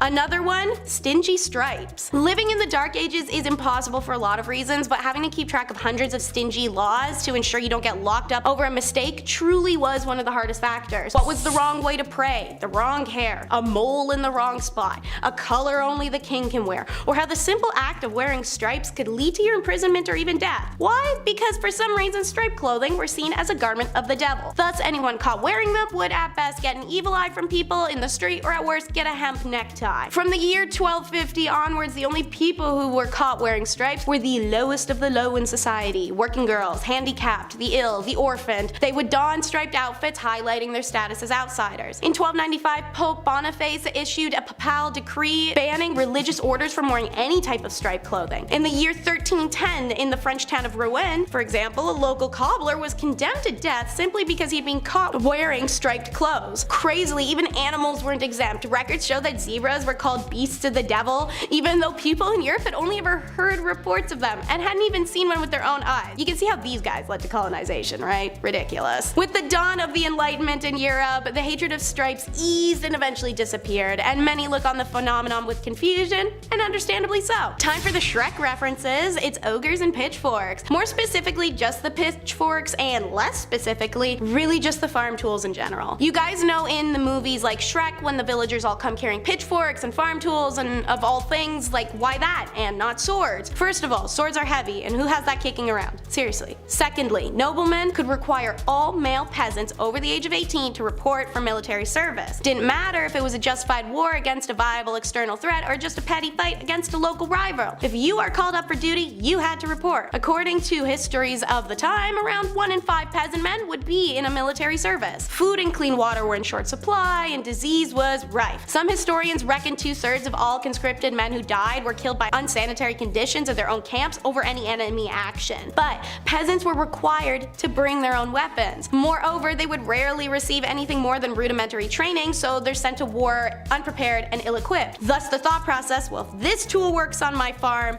for this, it'll work for that. So, what really sucked about military service in medieval times is how little was in for it for you. These days, joining the military can be a way of learning a trade or generally improving your lot in life. Not so back then. Feudal lords were fearful of their peasants getting too powerful, so you're once a farmer, you're staying one. If a peasant soldier got too skillful on the field of battle, there were several cases of them ending up mysteriously dead. It's like getting a Journalist of the Year award from the CIA. And finally, it wasn't just living that was impossible, but death sucked too. Alright, so evidently, whether from this video, others, or general universal knowledge, Dark Ages was pretty grim reality to live in. It's short, dirty, desolate, and brutal. But when it wasn't short, it was somehow worse. See, anyone over the age of 50, which was a crazy age achievement at the time, was deemed elderly. Unlike other cultures existing at the time, elderly in Europe are not even close to revered or respected. You didn't get to retire, having to pay your own way and continuing to work until physically you simply couldn't. Then, yeah, after that, you're really just a burden. Your own kids are side-eyeing you and everyone's asking you why you haven't died yet. What's the big hold up here, guys? For many, death was the only real chance to escape from everyday hardships or working the fields and trying to get enough money and food to survive. And when that finally happens and you pass through and rejoin the energies of our earth, you will finally find your peace. Yeah, no, psych, that still didn't happen. According to some research in Europe during the Middle Ages, massive 40% of graves were disturbed. Now, this wasn't like grave robbing during the Enlightenment. There were no university medical schools paying good money for fresh corpses to study. Rather, most cases of grave disturbances were run-of-the-mill theft. Often people would be buried with a small selection of their possessions, perhaps a favorite cup, a locket, a stuffed animal toy, or other such trinkets. In tough times, even some dead person's mystery grave junk might be enough to tempt a broke thief to dig someone up. However, this wasn't always the case. There's some even weirder crap too. Archaeologists in England have found evidence to suggest that in dozens upon dozens of quote grave robbing cases, rather than looking for objects, those responsible bound and gagged the dead bodies and then left them like that. It seems like they're fearful of restless souls, or perhaps of the undead rising again. Who knows, they had a lot of problems back then. Kicking off the list at number 10, leave. One of the first things you'd want to do if you magically were able to travel back to the Middle Ages is come right back. Yeah, it's not knights in shining armor and drinking unlimited IPAs in a heated cot. It was the Dark Ages. It sucked. More often than not, if you lived through the Middle Ages, you never left your village. Because where would you go? The world is also dark and dangerous. Nothing's built yet. You can't warm up in a coffee shop until your Uber arrives, right? Most travelers just slept outside or under some bushes. Records from that time show that the average person didn't travel in their entire life. The rest of this list should also explain why. Number 9, forget a watch. It's pretty easy to find out what time it is today. You can check your smartphone, you can check your watch, you can check your smart watch. We have everything. We don't even have to adjust the hours anymore during daylight savings. That's how easy it is now. You don't even notice anymore. You're like, why is it all of a sudden? Oh, got it. Apple, so good. Back in the Middle Ages, obviously it was harder to check the time. Minutes didn't even exist yet. Yeah, that tripped me out when I was reading this. The day was divided by 7 long hours. They used water clocks, sundials, all that jazz, but none of them could really tell time to the minute. That long ago, the idea of a minute wasn't a thing. Christian monks were on a tight schedule for work and prayer, so they were actually the first recorded timekeepers in medieval Europe. Imagine being referred to as a recorded timekeeper. What time is it? I'm like, 8. They're like, yo, he's good. Let's get the f out of here. This guy's so good. Even so, the length of those hours depends on what time of year it is. Winter and summer months matter. As a Canadian, let me tell you, these dark, cold winters really do suck. It gets dark at like 4 p.m. now. Finish work, I'm like, well, I guess I'm going to bed. I don't know. Number 8, forget a mask. The plague made a mark on humanity in the Middle Ages. Back then, they didn't wear a mask and social distance. When Europeans were hit with the Black Death in 1348, fleas carried by rats were mostly to blame. Around 1/3 of the population was killed, and it was easily contracted. One sneeze later and your lungs are filling up with liquid. Life expectancy in the late 14th century was 20 years old because of this thing. There was little to no knowledge about germs or how they were spreading, so you'd be in the middle of a literal plague. There'd be bodies lying everywhere, people are dumping their doo-doo out windows, be like, oh, good evening, madam, and then you'd inhale. Yet when it comes to marriage, it's always love versus politics. Medieval marriages tended to be negotiations, particularly around dowry, but it wasn't all about money. It was very important that a noblewoman is a virgin at marriage purely out of pragmatic reasons. Marriage, after all, was an alliance union of 2 families that required healthy and admirable legitimate children to be truly locked in. It's for this reason, as well as the violent men in society, that the church laws stated that the degree of pressure to encourage a marriage could not sway a constant man or woman, aka no forced consent. What was forced, however, was up to debate, so don't be too proud of them for having that law in place. A woman was able to call off her marriage up until it occurred for this reason, as was a man. Should this occur, dowry was either returned in full or only partially as a fee for the failed union. Alongside this was the courtly love direction romance and marriage began to take in the mid-ages, during a Shakespearean and theatrical influence. Marriage started to become idealized. We'll circle back to how this affected people later, but lower classes consistently did marry for love,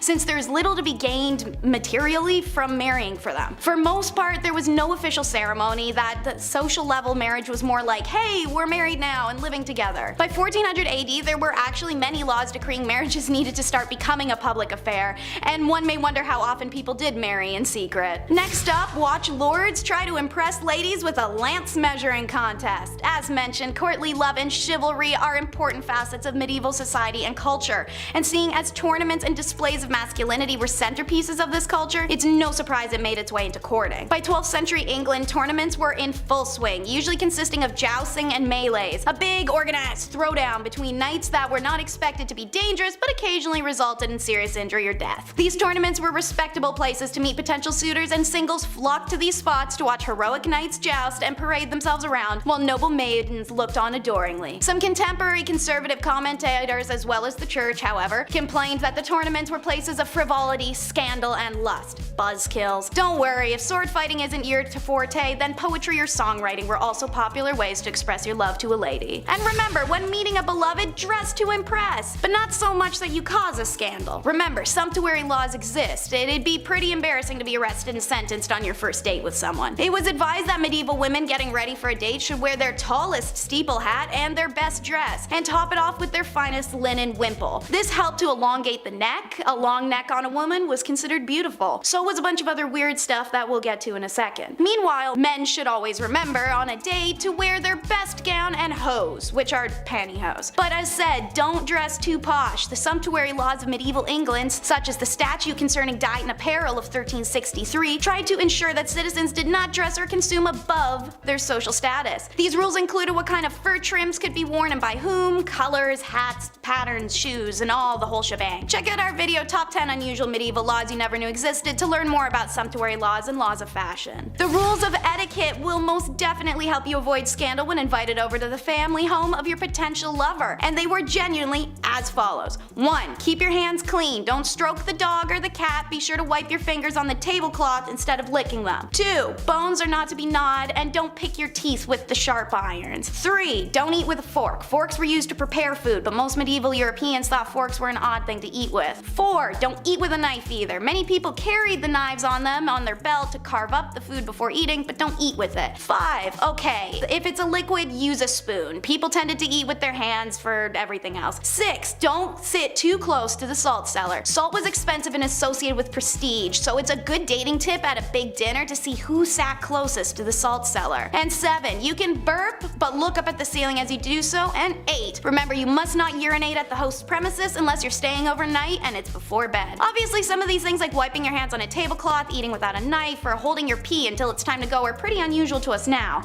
But back in the Middle Ages, if you wanted that shorty and not to ruin your reputation, well, you're burping at the ceiling, bro. I hope she's worth it. Next up is how love makes you crazy. This is a fascinating wormhole to travel down, and I learned from several journal articles that lovers in the Middle Ages had a real tendency to go mad. I mean, we all know the examples. Elaine, the fair maid of Astrolot, pining away. Romeo and Juliet taking their lives, and the raving madness of Ophelia. But these are just dramatizations, right? We tend to regard accounts of love madness in medieval literature as evidence that they overestimated the strength of erotic passion. In classical and early medieval periods, sexual love was regarded as carnal appetite to be controlled. But with the rise of poetry sentiment and the theater came courtly love, which was seen as a highly spiritual desire. The idea of courtly love had more to do with the concept of loving rather than pleasure. This idealized kind of love was based on a secret union where two lovers could only love from far away. These sorts of unattainable relationships were increasingly romanticized, but in medieval society, the notion that erotic love could drive people mad may not be so unrealistic. We understand now that mental illnesses are sometimes provoked by the stress between the individual and their social environment. Think of the pressure a woman had to marry.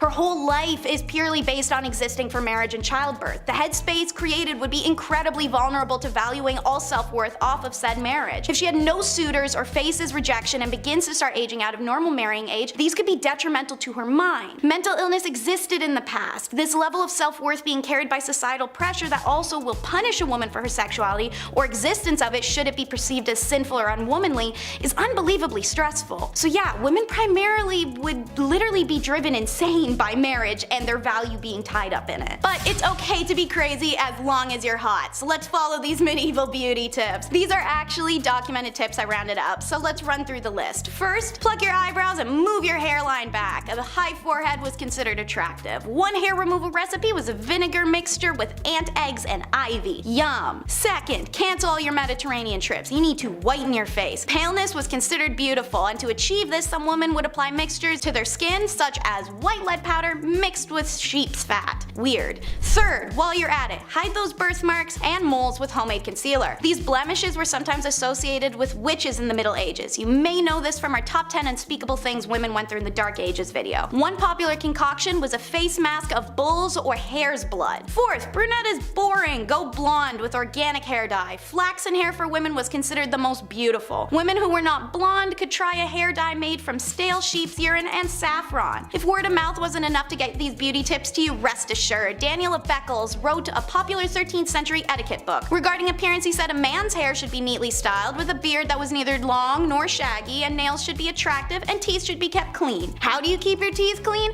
One recipe for teeth cleaning in the Middle Ages was to mix sage leaves with salt, roll into balls, bake them into a powder, and then rub them on the teeth. Sage advice indeed. And if you do not want to be a scandalous unmarried spinster, you better listen to it. And last but not least, don't forget to bring the hemlock. Whether you're two dirty knaves trying to get down lawlessly, or a married couple who didn't want kids, hemlock was your best friend. So yes, while the medieval church made it clear that sex outside, and for some clerics inside, of marriage was sinful, the literary and documentary evidence suggests that these medieval Brits were still finding ways to be as randy as rabbits without an illegitimacy scandal. It was hemlock, a recommendation made by 13th century author Peter of Spain in his book Treasure of the Poor. Peter wrote men should rub boiled paste of hemlock on their boys before intercourse. Seeing as hemlock is poisonous, this was ballsy. Obviously, they were open to whatever suggestions they could get. When Persian physician Abba BMZ Razi works was translated, Europeans gobbled up his suggestions, which was applying cedar oil onto the nether regions before intercourse for a man or after for the woman. He also said that if the woman jumps backwards after intercourse, the stuff will fall out. Seeing intercourse before marriage itself was illegal and knavery was perceived the way it was, I'm sure I don't need to explain the scandal in this one. At number 10, watching consummation. Back in medieval times, depending on the century, weddings either meant a lot or meant nothing at all. If it was the early medieval age, then no one really gave a hoot about marriage, and I'll get to that later. But later, in the medieval age, marriage became a holy sacrament, and this sacrament had to be consummated. On the night of the couple's wedding, they would do the good old brown chicken, brown cow, boom boom pow, OMG wow, which could have been a positive or negative experience depending on circumstance, but it was also a little weird because there would be people watching it all happen. That's right guys, after the ceremony and reception, people would follow the bride and groom up to the bedroom and be like, hey Joe, grab the popcorn, we're watching the live showing of 50 Shades of Grey. And Joe would be like, yo bet, and then that's exactly how it happened. Anyways,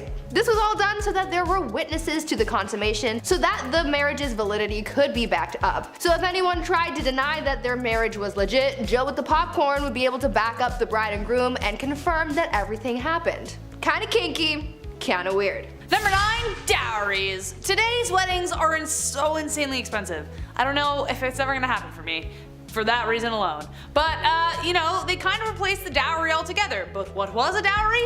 It was a set of assets, money, material, goods, real estate that would be given to the groom once the couple united. The purpose of the dowry was to entice a groom to marry the bride if he wasn't already attracted to her.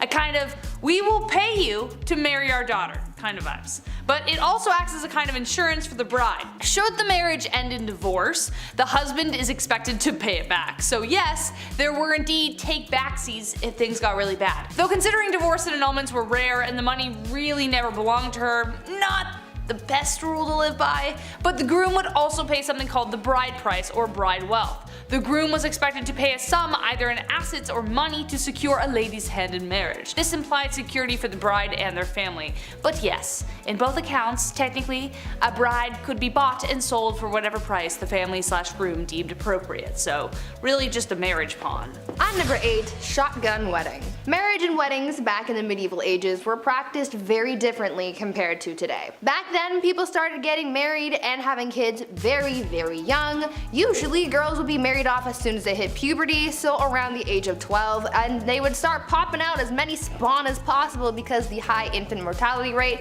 made it very difficult to grow a family. On top of the duty to further the population, these marriages weren't for love. Arranged marriages were the norm back then because it was mostly used to join families for status or alliances, or because your dad owed Billy from down the block a favor and he offered you to his son Billy Jr. Marriage ceremonies were also very different back then. Because marriage wasn't as big of a fuss as it is now, it didn't matter where you got married or how soon. You could get engaged in the morning and be married by lunchtime if you really wanted to. Most people didn't need permission to get married, so they could hold the ceremony anywhere. Marriage ceremonies could be held in places like pubs, in the middle of the street, or even in bed. Because of this, it made it really hard to know who was married and to whom until the 12th century, when it was declared a holy sacrament that must be observed by God. Well then, number 7, get married. Love is in the air, and in the Dark Ages, marriage was difficult to do. This was long before divorce lawyers came around to get every last drop of you. It was so easy that if you loved somebody, you would just announce that now you're married. Chris, we're married now. Isn't that crazy? That's how easy it was. Boom. No need for a priest, big celebration, paperwork? Who has time for that? Nobody likes that. Sex before marriage, of course, was also a no-no, so if somebody just happened to wander into the wrong chamber and caught you doing the dirty, all you'd have to do is lie on the spot and say that you're married, and then be like, get out, weirdo, and they're like, ah, crap, they're married. We'll try again later. But more often than not, witnesses would be asked to be present when this marriage happened, because the sad reality is that guys would often go through all this, get in bed, do the and then deny ever agreeing to the union in the next town when he's shacking up with somebody else. Horrible. Number 6, disturb the peace. When the Toronto Raptors won the NBA championships here, the place looked like Gotham City. Buses were flipped, there was garbage everywhere, people went nuts. Well, it's a good thing basketball wasn't around back in the Middle Ages, because if you disturbed the peace in your local town, maybe you got too drunk, maybe you had an argument, got too loud, maybe there was even a scuffle in an alley, an old 1-2. These situations that are common today usually end up with a slap on the wrist. They'll just send you in an Uber home or put you in the drunk tank. But do any of those things in the Middle Ages and you were locked up in the center of the town for an entire day. You'd be locked to the pillory while the town threw stuff at you and said horrible things. They would assault you verbally all day long in the sun. And depending how bad you were the night before and which town you upset, your punishment could be 30 minutes, it could be short and sweet, or it could be all day long and brutal. Both of these sound awful with a hangover happening at the same time. Hit that thumbs up and keep the peace. Number 5, steal. While it's next to impossible to prove your marriage to somebody, it was also pretty tough to catch a thief. No alarms, no cameras, it was literally like Assassin's Creed. You would just throw your hood up, grab an apple, hide it, and then sprint into the woods for 30 minutes and be like, yes, I got away safely. The markup for stealing was also pretty insane for the time, but it made sense. If you stole something worth half a mark in Danish-controlled parts of England, you would be fined 80 times whatever you stole. So you'd better be a track star. If you're still on that pie, you're like, I gotta go. My family needs this. Each ruler had a different way of dealing with theft, so you may have gotten off lucky sometimes. Not trying to promote stealing here, but I'm talking about a time where people would risk their life to steal a loaf of bread for their family, you know? Not just like pickpocket a blackberry. But again, sometimes depending on where you got caught, you would lose an ear or you would lose a hand for stealing a cranberry. Anything over half a mark often resulted in death as a punishment. So run fast. Number 4, blasphemy. When the Catholic Church was running the show during the Middle Ages, you better have been part of the God Squad, or else you're gonna join them, apparently. Thomas Aquinas wrote about blasphemy in the Middle Ages, saying that if we compare murder and blasphemy as regards to the object of those sins, it is clear that blasphemy, which is a sin committed directly against God, is more grave than murder, which is a sin against one's neighbor. On the other hand, if we compare them in respect of the harm wrought by them, murder is the graver sin, for murder does more harm to one's neighbor than blasphemy does to God. Yeah, that's what you gotta deal with if you went back in time. Good luck, hope you're religious. If you spoke ill of the church and had beliefs of your own, God forbid, pun intended, that was one of the most wicked crimes to date. If you were charged with blasphemy, your tongue was removed with hot tongs or pliers. Awful. According to the Old Testament, other punishments would include stoning or hanging. All because you said, I don't like him, I don't like that guy that does things. The way he's doing this, I'm hungry and I'm in pain and my family's dead. I don't know. Sorry. Blasphemy was common because you could accidentally do it, unlike stealing, you know? On my way to the studio today, I slipped on some ice, and let me tell you, if I was in the Middle Ages, I would have been charged twice before 9 a.m. Number 3, live in the city. Okay, you may grow up wanting to live in the big city, the Big Apple, the city that never sleeps. Whatever pulls you to the city, it would have been a lot different back then. Living in the city sucked. It was actually preferred to live in the countryside in the middle of nowhere. Like starving was better than this, really. If you were poor in the city, you had a short and nasty life. Cities were often built near rivers, but it didn't take long for said rivers to be full of sewage. Stinky water. I mentioned the plague earlier. Just like today, numbers pop in large cities, so if disease hit the town pretty hard. Just constantly wiping out these packed crowds over and over. And maybe you're a fan of the nightlife. Maybe you wish you were able to hit up these local medieval taverns, have a ye old IPA, ale, whatever the hell. It wasn't even that fun. Curfews were strict, and if you were caught outside of that curfew, the odds of your drunk self getting robbed would be pretty high. Also, cities had public bathhouses too, which sounds nice, but again, during the Black Death, maybe let's not take a dip today. Let's just wait. Let's just wait a week. Number 2, wear stripes.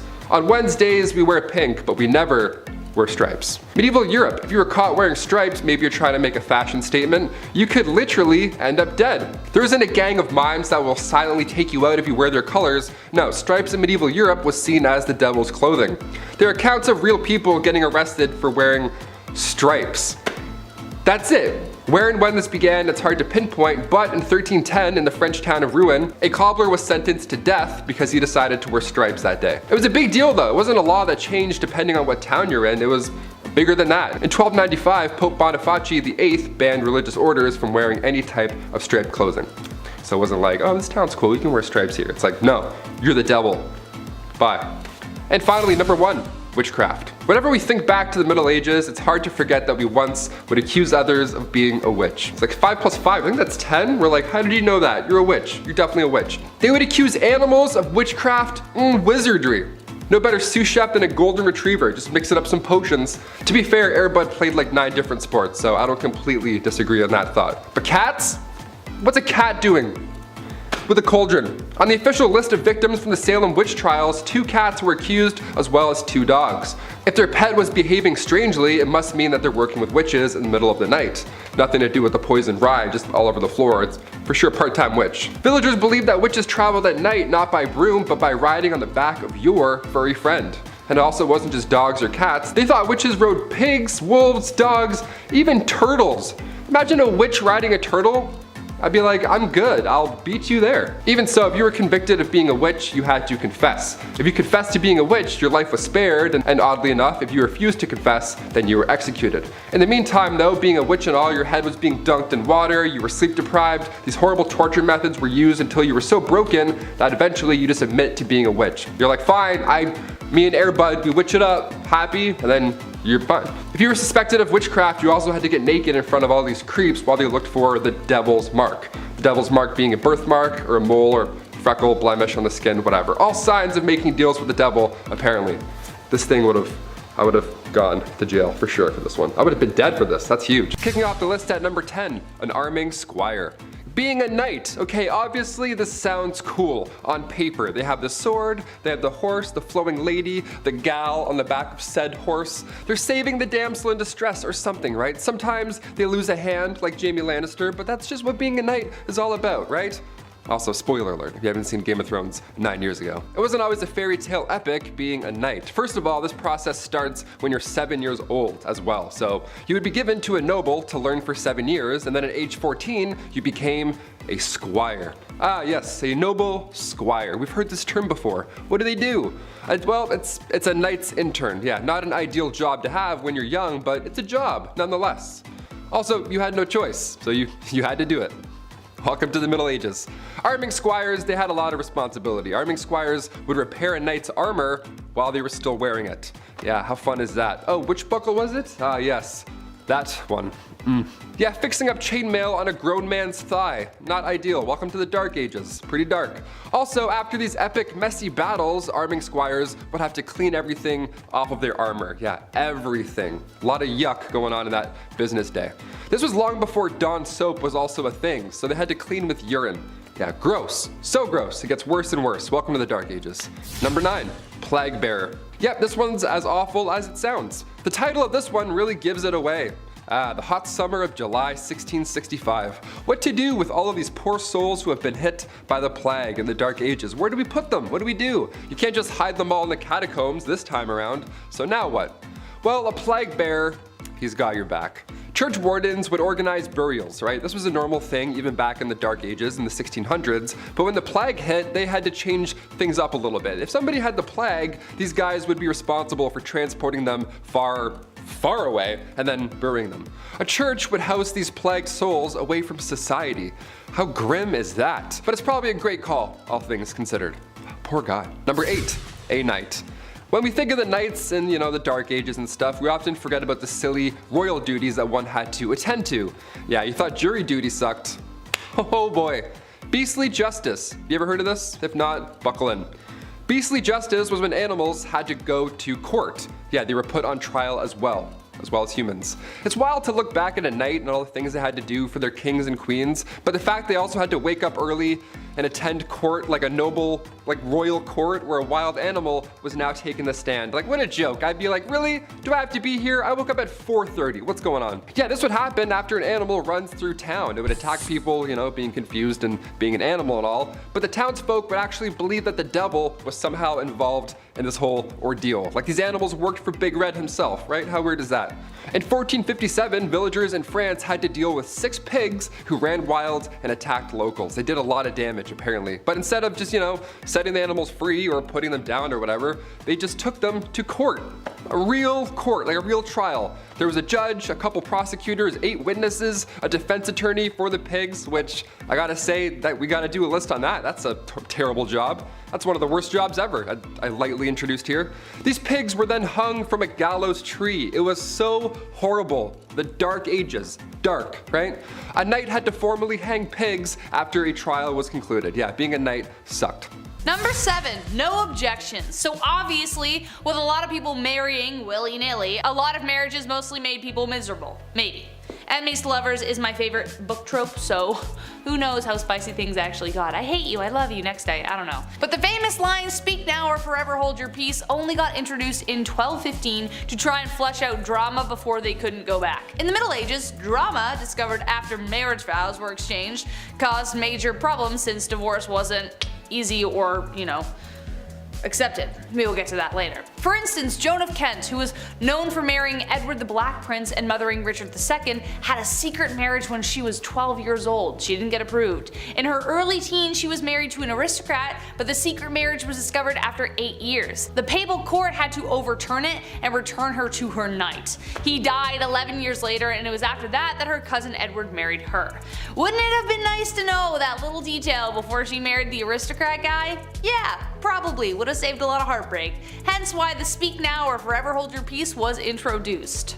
At number 6, shoes. Back in the days of old, shoes were apparently a huge staple in society. They were pointy and weird and expensive and complicated and were even integrated into marriage practices. During the wedding ceremony, it was a tradition for the father of the bride to take one of the bride's shoes and give it to the groom. The groom would then tap the bride on the head with the shoe in a token of his authority. But the shoe traditions don't stop at bopping people on the head like little bunny foo-foo. You know how these days there's a tradition of throwing the bouquet at weddings, and apparently whoever catches it is the next to get married? Well, that tradition sort of came from the medieval tradition of throwing shoes at weddings. Instead of throwing flowers, brides would throw shoes at their bridesmaids to determine who was next to walk down the aisle. Now, this whole bride throwing things idea has failed me before because I caught a bouquet once and I'm as single as ever, so maybe someone needs to chuck a shoe at me or something this time. Please. Number 5, the bedroom trial. So divorce, again, wasn't a thing. On the upside of dying early, it potentially meant that you weren't locked in a marriage for too long. If the marriage did end, it wasn't a divorce, it was an annulment, which was very expensive. A common reason this happened was due to consanguinity, which was close relations by blood or marriage, which was forbidden. Other grounds would be adultery, leprosy, and impotency. Also failure to concede to the marriage debt, which was the obligation for both spouses to engage sexually. It actually didn't matter where this happened, you had to do it even if it was in a church. It was a big deal. Enter the bedroom trial. Court cases from the 14th century show records that bedroom trials took place that would determine whether a marriage should continue. The bedroom part is exactly as it sounds. The man and the woman were placed in a bed together and were to be watched by the wise women for several nights. If over the course of the night the man's member remains of no use, i.e. impotence, then it was determined that the marriage should end. But the wise women were most likely either complete strangers or the groom's grandmother. So I doubt that would have helped with the getting it up part. Poor guys. At number 4, marrying the country. If you married an entire country, does that count as polygamy? Are you technically married to everyone in the country or just the one country as a singular unit? These are the shower thoughts that I wish I could ask medieval queens, but unfortunately they died a long time ago, along with their marriage secrets and probably some recipes for poison too. Back to this whole marrying the country idea though. Back in the medieval age, when someone became queen, they had to get married more than once. For them, it wasn't just about marrying their spouse, they also had to marry their country. This process was called consecration, and it was something that a ruler had to go through in order to be a legitimate queen. The queen would go through a symbolic marriage to the realm, complete with prayers and a blessing and a ring and a crown. It was essentially like a real wedding, except the groom was a nation of people. Sounds like a happy marriage to me.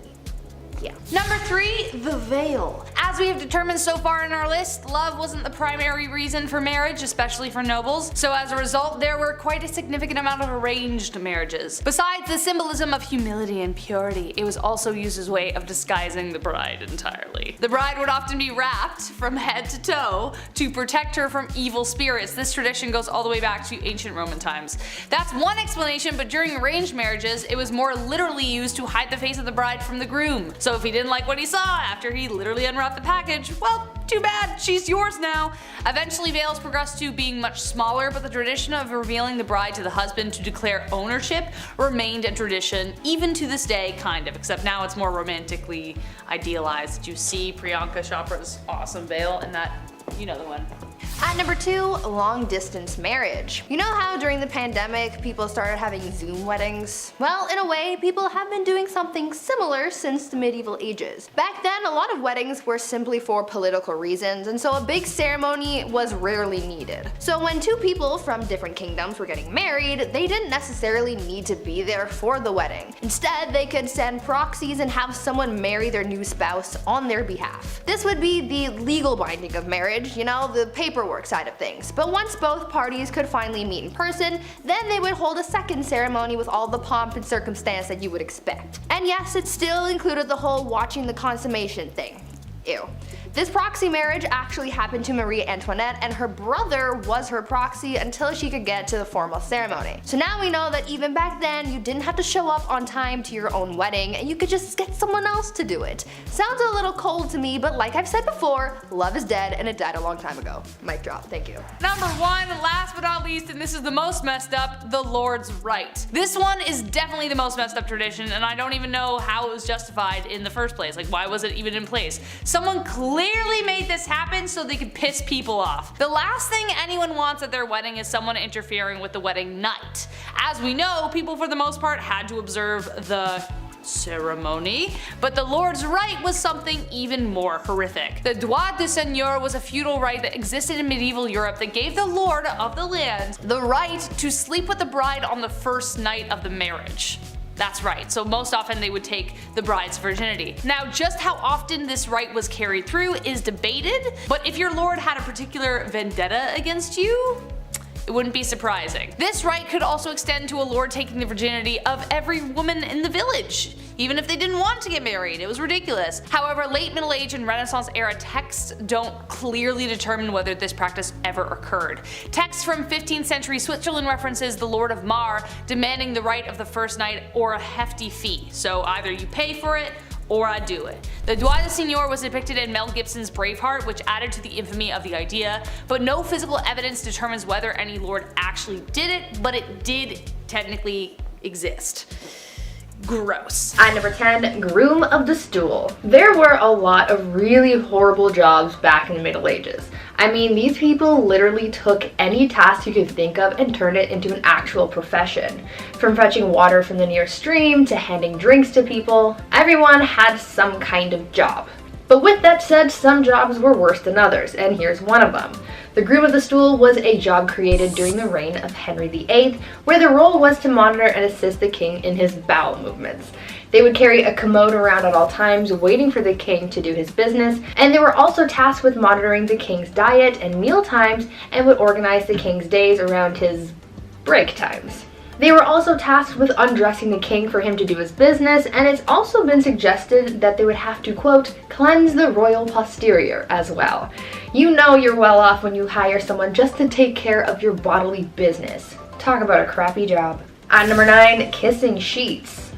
For thousands of years, one of the biggest threats that people of royal or high status had to worry about was being taken out by their enemies. Monarchs worried about the threat of being poisoned by their enemies, as it was one of the most common methods of offing someone. So they thought of an array of precautions to take in order to prevent being taken out by some kind of spicy death sauce or something. Many monarchs hired tasters to try their food before it was given to the king to make sure it wasn't poisoned, but some monarchs were also afraid of being poisoned through something that they touched. This is why Henry VIII hired someone with a very important job to make sure that his bed wasn't poisoned.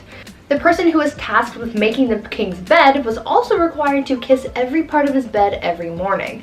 They would kiss the pillows, the sheets, and blankets to prove that someone hadn't smeared poison on it. The king was also concerned with people poisoning his clothes too, as well as his sons, and so they would be tested for poison before they got dressed. Henry VIII was really out here providing employment for just about every weird task you could think of. Before we carry on talking about some of the strangest professions from back in the Middle Ages, why not take a moment to leave a like on this video if you're enjoying it so far, and while you're at it, consider subscribing to the channel to see more videos like this one. At number 8, leech collector. Back in the Middle Ages, things were still quite underdeveloped, like medicine for example. In our last video, I told you guys about alchemists who at the time were pretty much the ones who sought out cures for different ailments.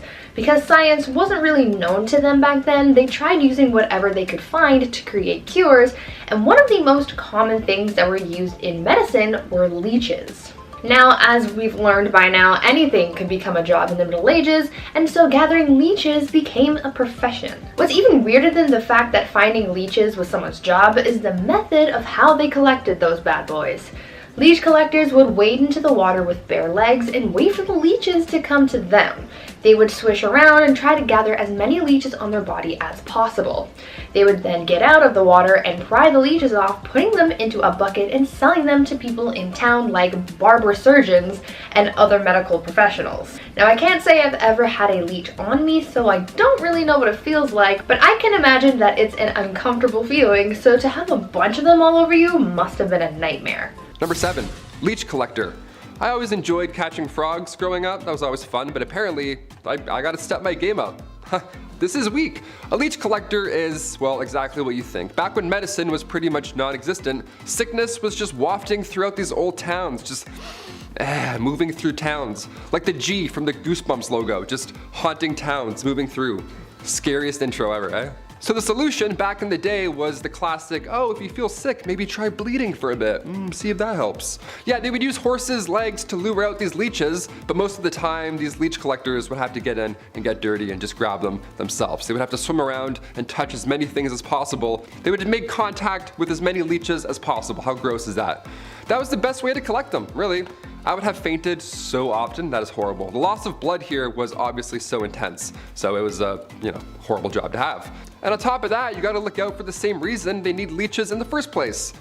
Disease. Yeah, that's still out there. Leech collectors were so common throughout the 18th century that leeches basically were extinct at that point. We almost lost leeches. So close. Number 6, jesters. The earliest accounts of the fool go back to the 11th century, so pretty OG. These fools were hired to liven up the party, dance and be silly, wear pajamas. Most of you have an image of a jester in your head, jumping around on tables, telling jokes. That's actually pretty accurate. Yeah, it was pretty fun. It was one of the best jobs to have, obviously. This title of a minstrel, or a fool rather, it was an honor to have. The fool's payment also was no funny business. That was good stuff. Roland Lepetier, he was like a major jester back in the day. This guy got 30 acres of land from King Henry II. Just here you go. Just show up and fart and be funny. Have all this land. That's like a kingdom. You have a kingdom because you're funny and you're silly. He would whistle, jump around, and literally fart on people. On Christmas Day, this guy would come over and just ruin your entire breakfast and just be like, yeah, I have all this land. And then he would take off. Crazy. You just ruined Christmas, sir. Stop farting on my food and family. Thank you. I would never want to be a jester. They had to also go into battle and spread bad news too. It was fun and silly, but they were also royal. They had to do lousy stuff too. Number 5, groom of the stool. Nowadays, higher ups in the office, they have assistants, to grab your coffee for you. Maybe they answer some phone calls, keep the business running while you're off, doing your businessman stuff. Assistants are vital today. The groom of the stool though, that was a bit much. We have some labor laws put in place now. I don't think we're gonna see any online ads opening for a groom of the stool. We'll see though, fingers crossed. It had good benefits. Back in the Dark Ages, this role was vital and respected. It was created by King Henry VIII, and this role was to assist the king, and specifically assist his bowel movements. You had a box that you carried with you at all times. That's where the magic happened. The dark magic happened in this box. You would literally follow the king around until he needed to go to the washroom, until he needed said box. Porta potties weren't a thing back then, and there's no way you're going to catch that king squatting in the woods. In fact, you wouldn't even catch that king wiping his own behind. That chore was also reserved for the groom of the stool. Yeah, lucky you, right? In this stool, you would have water, towels, a wash bowl. The whole setup would be in there. You're probably thinking, Taylor, which poor soul had to be stuck with this role? A prisoner? Somebody who lost their sense of smell, hopefully? No, only sons of noblemen could take on this role. And in doing so, they also gain access to every room in the castle, tons of clothes, any bedchamber furnishings, you name it. And of course, a high pay. Always helps. Thank God. That's maybe the worst job in history. Maybe. We're almost there. You'll see. Number 4, divorce lawyers. If you've seen Game of Thrones, you've heard of trial by combat. That was the norm back in the day, you know, you fight for your freedom, that's great. But what about divorce by combat? What in the Mr. and Mrs. Smith is happening? Was this real? I can't believe this. If you and your significant other weren't getting along in the Dark Ages, instead of, you know, dishing out thousands on couples therapy and signing all that paperwork and getting it done with and going your separate ways, no, instead they would battle each other, like combat. It was an organized event too. It had restrictions in place for the husband. It's pretty hilarious to think back on. Like the husband would have to stand in a hole with one hand tied behind his back, while the wife ran circles around this hole with a sack full of rocks. A sack full of rocks, how intense is that? That's why you don't cheat in the Dark Ages, Lancelot, okay? Just take the barn, take the horse, take it all, I quit. Get me out of this hole, untie me. Number 3, toshers. Toss a coin to your tosher, here we go. This was one of the worst jobs back in the day, and it wasn't even a legal job. Shh, don't tell. If you know any toshers, keep their secret, you know? Early 19th century London, I know, a little more modern here, but definitely worth a mention. These toshers would spend all their time in sewers below London trying to find coins or valuables that have been just accidentally washed away. Yeah, they would just search for scrap metals, anything really that nobody else wants to go down and claim. Or reclaim, rather. It was worth the plunge as well. A lot of these folks would make around $20,000 a year. Just gotta do this a lot, and you're good. Number 2, dentist, doctor, surgeon, spy. Dentists were not a thing in the Middle Ages, you know. Dr. Downer didn't politely tell you to floss more and then shake your hands while you're watching a show getting a cleaning. No, it wasn't like that at all. They did have a barber. They had one guy, he did it all, a barber from the Dark Ages. Yeah, this appointment is gonna suck, my friends. Cavity, toothache, maybe you accidentally bit a rock, chipped a molar. They would only pull these teeth, that was the only solution. Barbers were responsible for cutting hair, pulling teeth, bloodletting, you know, the classic 3-in-1 appointment we all have to do every month. Doctors were seen throughout history and they've seen a lot of horrible stuff. Back in the 1500s, patients were walking in with an arrow sticking out of their legs. Yeah, instead of cutting the tip off and pulling the opposite way, the arrow remover would come in and then, you know, cut into the injury, opening it more. That's always great. And then you would hold it open and then you'd pull the entire arrow back out of your leg. Yeah, what a fun job. Or chest. Wherever the arrow went, you had to figure that out. This poor soul. And finally, number 1, the rat catcher. Another Game of Thrones classic. If you're a rat person, I know there's a lot of people who do like rats, like rat tricks, and they have like cool rat friends. That's awesome. I'm not one of those people. I'm not bashing you, but I am bashing this job. This would suck. First of all, rats as a medieval punishment was horrible. Where do I even begin with this one? This was one of the worst punishments for the rats as well. This is a 2-for-1 when it comes to pain. A rat trap involved a man being tied down to something and then a metal enclosure would be strapped to his abdomen or chest. And then inside this enclosure, they were rats. And they were also like tucked away. And then historically, they would heat the metal enclosure and the rats would panic and try and get out and they would chew through the softest part, which in this case was your chest or abdomen. It was horrible. It was an absolute nightmare. But these rats had to come from somewhere, or rather, someone. As the name hints towards, rat catchers are one of the worst jobs you can have in, or rather out of a castle. It's an important role, you know, just like being a fool or a literal walking, talking toilet. There needs to be a chasseur de rats. Back in those times, rats and mice were the leading source of spreading disease, and with these castles being big and dark, there were probably a lot of them hiding. Black rats were a common household problem, so we need to get those out. So in comes the well-respected rat catcher. These guys would sometimes try new spells to get rid of the rats. Wasn't always helpful, wouldn't work. More often than not, didn't work. So poison powders were the next main trick here. Also, the Pied Piper, he was an OG. Historically, he would do a musical number to exterminate your pets. If anything, he should be getting a bonus. Any rat catcher, actually, today or back in the Dark Ages, you deserve a bonus, my friend. You're a brave soul. Number 10, farming. In a world with a lack of food, not because I ate it all, which is honestly a good reason, peasantry had to work on their farms, not only to feed the rich, but also themselves. So if the men in your household are ill or sick, then that means it's Rivet Rosie time, or Farming Fran time, whatever you want to call it. I don't need to tell any farmer out there how tough their job can be. Being a medieval woman farmer, that's tough. Also, they probably weren't allowed to wear clothing that was more suitable for plowing fields. And of course, there's a woman trying to do a man's job. How dare she? People just should have let them be. There's a good chance the crops wouldn't make it either. A green thumb would have come in very handy. A tough job nonetheless. Number 9, beer maiden. This one goes out to any woman who's ever had the pleasure of working at a certain restaurant that's fixated on women's chests. You know the one I'm talking about. Or any woman who had the absolute pleasure of working at a golf course clubhouse. Keep your mitts to yourself, you filthy animals. I can't imagine the bar maidens of ye olde times had better luck. There really aren't a lot of laws to protect them either. But basically, they helped serve ale in the taverns and inns, which brought in all kinds of unsavory types. Mind you, it's not as bad as it would be in Skyrim or, other fantasy RPGs, but it's still a sour bunch. Sometimes there were just barrels of ale and the maiden's job was to simply just keep filling the tankards and handing them out. I'm sure she was well respected and not even once ever had her personal space infringed upon, right? Of course not, no. Number 8, caring for children. Hey, someone had to do it. A woman's job is never done. At least that's what my mom, my aunt, my grandma, and pretty much every woman I've ever known has always said. Okay, sure, I was a little bit of a handful. I was loud and energetic and I loved to talk. Teachers always said I was a distraction in class.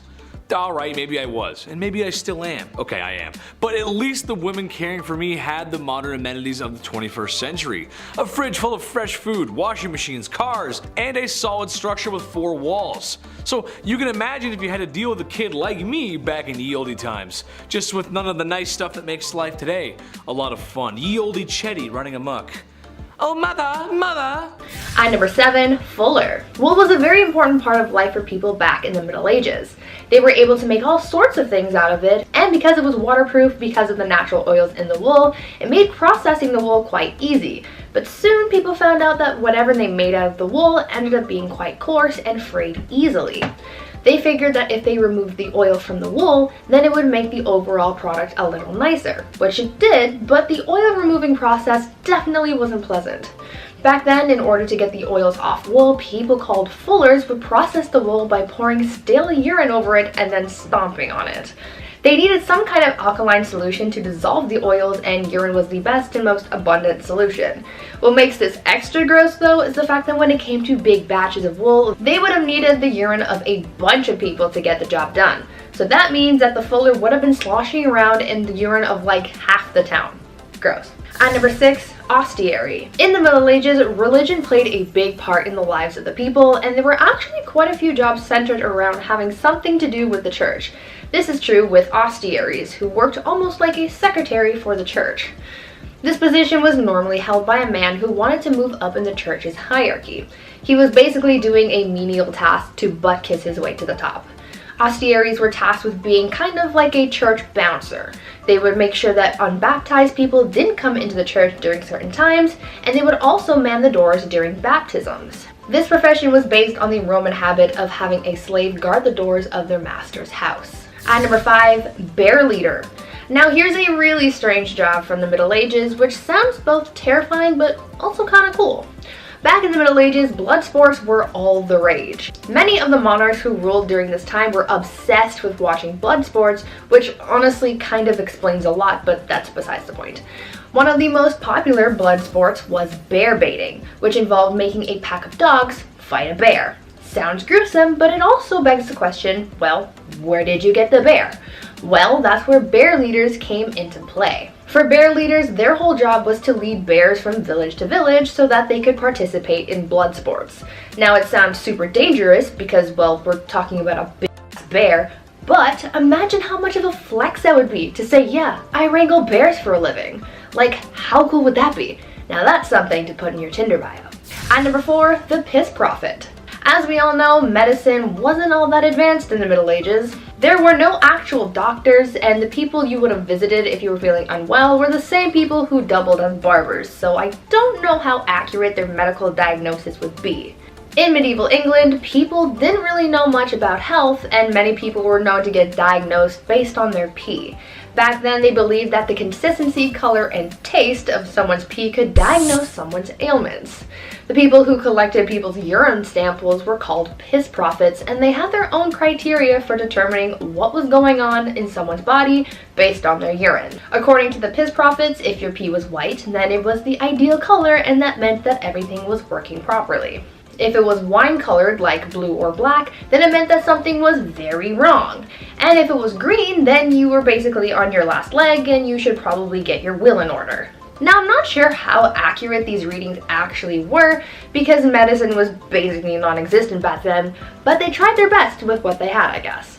At number 3, muckraker. In our last video about unusual jobs from the Middle Ages, I told you guys about a job where people had to clean up human waste with ladles and then transport it elsewhere to keep the town clean. But there's another profession along those same kind of lines that I'd like to tell you about. Muckrakers were the people who were responsible for cleaning waste off the streets in whatever town they were in. You see, back then, people kind of just disposed of their waste wherever they pleased.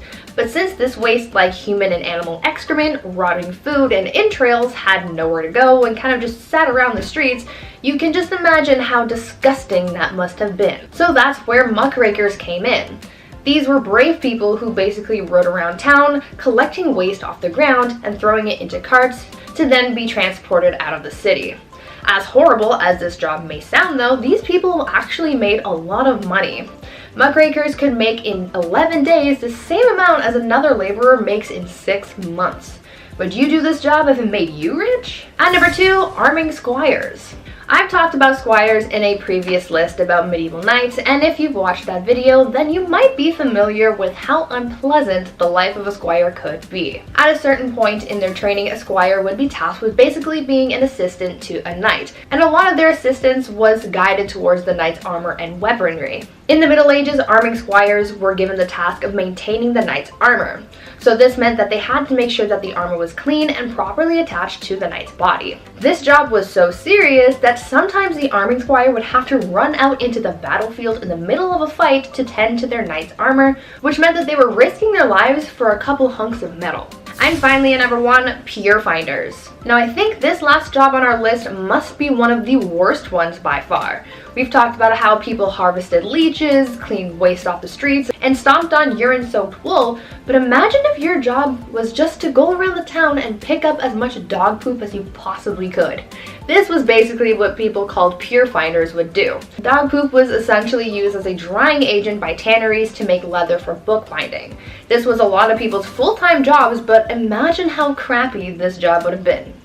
I'll see myself out. Now I have some bad news for all you medieval peasants watching at home. The heater won't be invented until 1883, so sorry, you're gonna have to deal with some cold and rainy nights. And there were a lot of those. See, for the majority of the medieval period, peasants' houses usually consisted of one room with no windows and a thatch roof. Instead of a fancy machine to keep them warm, a fire was usually lit in a hearth in the middle of the hut, which as you can imagine leads to a smoky time. And then there was the animal corner, which consisted of about a third of the dwelling, where most people kept their livestock. And yes, I know y'all like living with pets, but I don't want to be woken up at 3 in the morning by your roommate, the goat. Beds and furniture were clunky and riddled with bugs and other vermin, and so bed bugs weren't an uncommon sight. So yeah, if you can't sleep without your nightlight, think about how they must have had it. But yes, it's still okay to sleep with a nightlight, I promise. It's hard to get through the day without a good meal. Believe me. And while most people can pick and choose what they want for lunch, peasants usually didn't have that choice.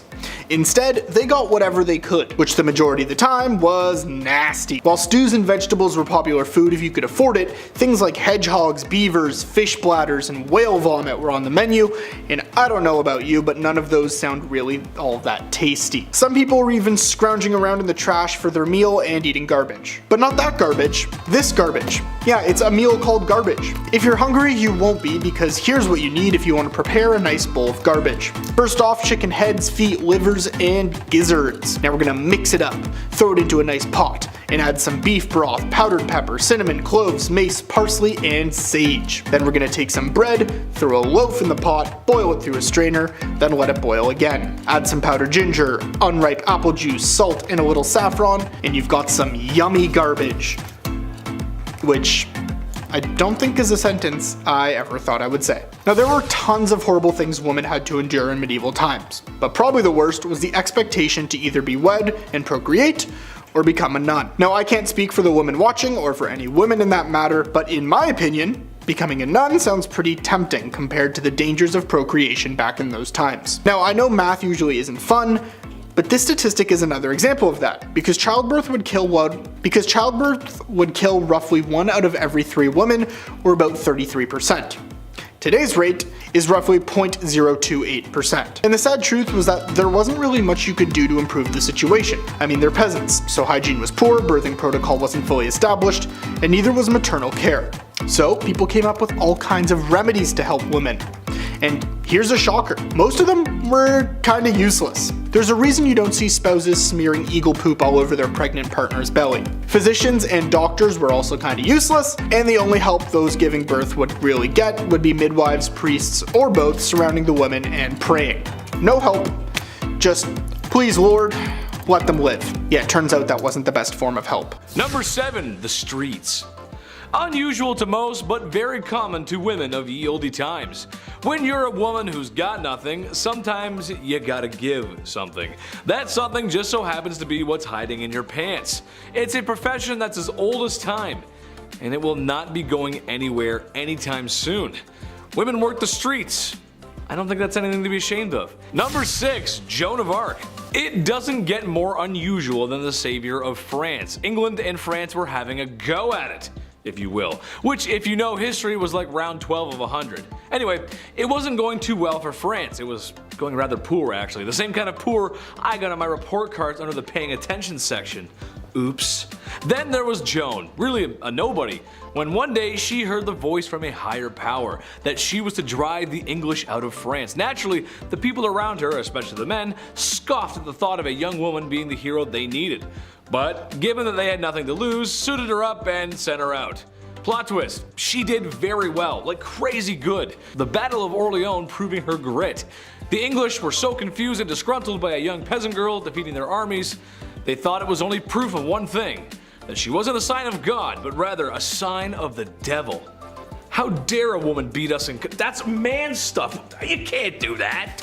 Number 5. Queen. It is unusual. Most people didn't get to be royal. I mean, think about it, seriously. Although I'd certainly like to be, I can't just imagine it. King of the internet. King of the black hoodie, nice, or king of the Chinese buffet. My point is that while women in medieval times didn't get the respect that they deserved, and every girl does, queens just had it better, and that's unusual. The queen might not have been as well respected as the king, but compared to the peasantry, she was fed, had 4 walls around her that didn't leak or wind would, seep through or blow down, and wasn't working herself to the grave every day to provide for a king and queen that didn't think very much about them. That's a really hard life to live. Number 4, cooking. Chief, somebody had to do it. Although, there's something that tells me the food wasn't that good. This isn't exactly Gordon Ramsay's 5-star cuisine. Beans, cabbage, eggs, onions, bread, and of course beer or ale to wash it down. The peasantry just didn't have the same access to food like royalty did. Although with a list like that, it sounds like it's a fast-track way to an upset stomach or some really grody gas, dude. It was women who would often be preparing those delicious dishes. Besides the hours I would spend on the commode after visiting a commoner's house from eating that, the taste is something worth talking about, I think. When you guys are cooking chicken, for example, what are your favorite recipes, spices, flavors? Let us know in the comments, I'm curious. My favorite chicken is barbecue chicken, brushed with a little Diana sauce. Medieval folks just didn't have that. More upsetting than that is the lack of spices in general. While there were some, anything not local would have been crazy expensive and not available to common folks. Medieval women did the best with what they could when they had it. That's just how it goes, Chief. I talked to him, he's a chef, he said it's alright. Number 3, nuns. It makes sense, honestly. Becoming a woman of God was honestly a good career choice for a woman. For starters, you become a woman of God, and that means you're protected under his vision. Thank you, Jeebus. And people need that back then, seriously. Secondly, it would also give you a place to live. Some nuns stayed in one town and others traveled where needed, staying in monasteries and convents where it was possible, and probably more comfortable than living in the mud and stone huts that the serf women were living in. And lastly, they got rulers and sticks, and if someone was bad, they would punish them when they misbehave. Oh, sorry sister, I didn't mean to say naughty words in the classroom. I guess you'll have to spank Chetty now, ooh. All jokes aside, this might have been one of the best things for a woman to be, besides royalty or marrying rich. It's just how the times went. Number 2, landowner. I was shocked by this one too, honestly, but yes, women could own land. Sort of. It wasn't a blanket green light, it's a bit more confusing than that. Some could, some couldn't. There was a few rules here and there. They were stupid man patriarch poo-poo rules, but rules nonetheless. In Normandy, for example, only men and their sons could possess land ownership. In the Basque region, both sons and daughters could inherit land.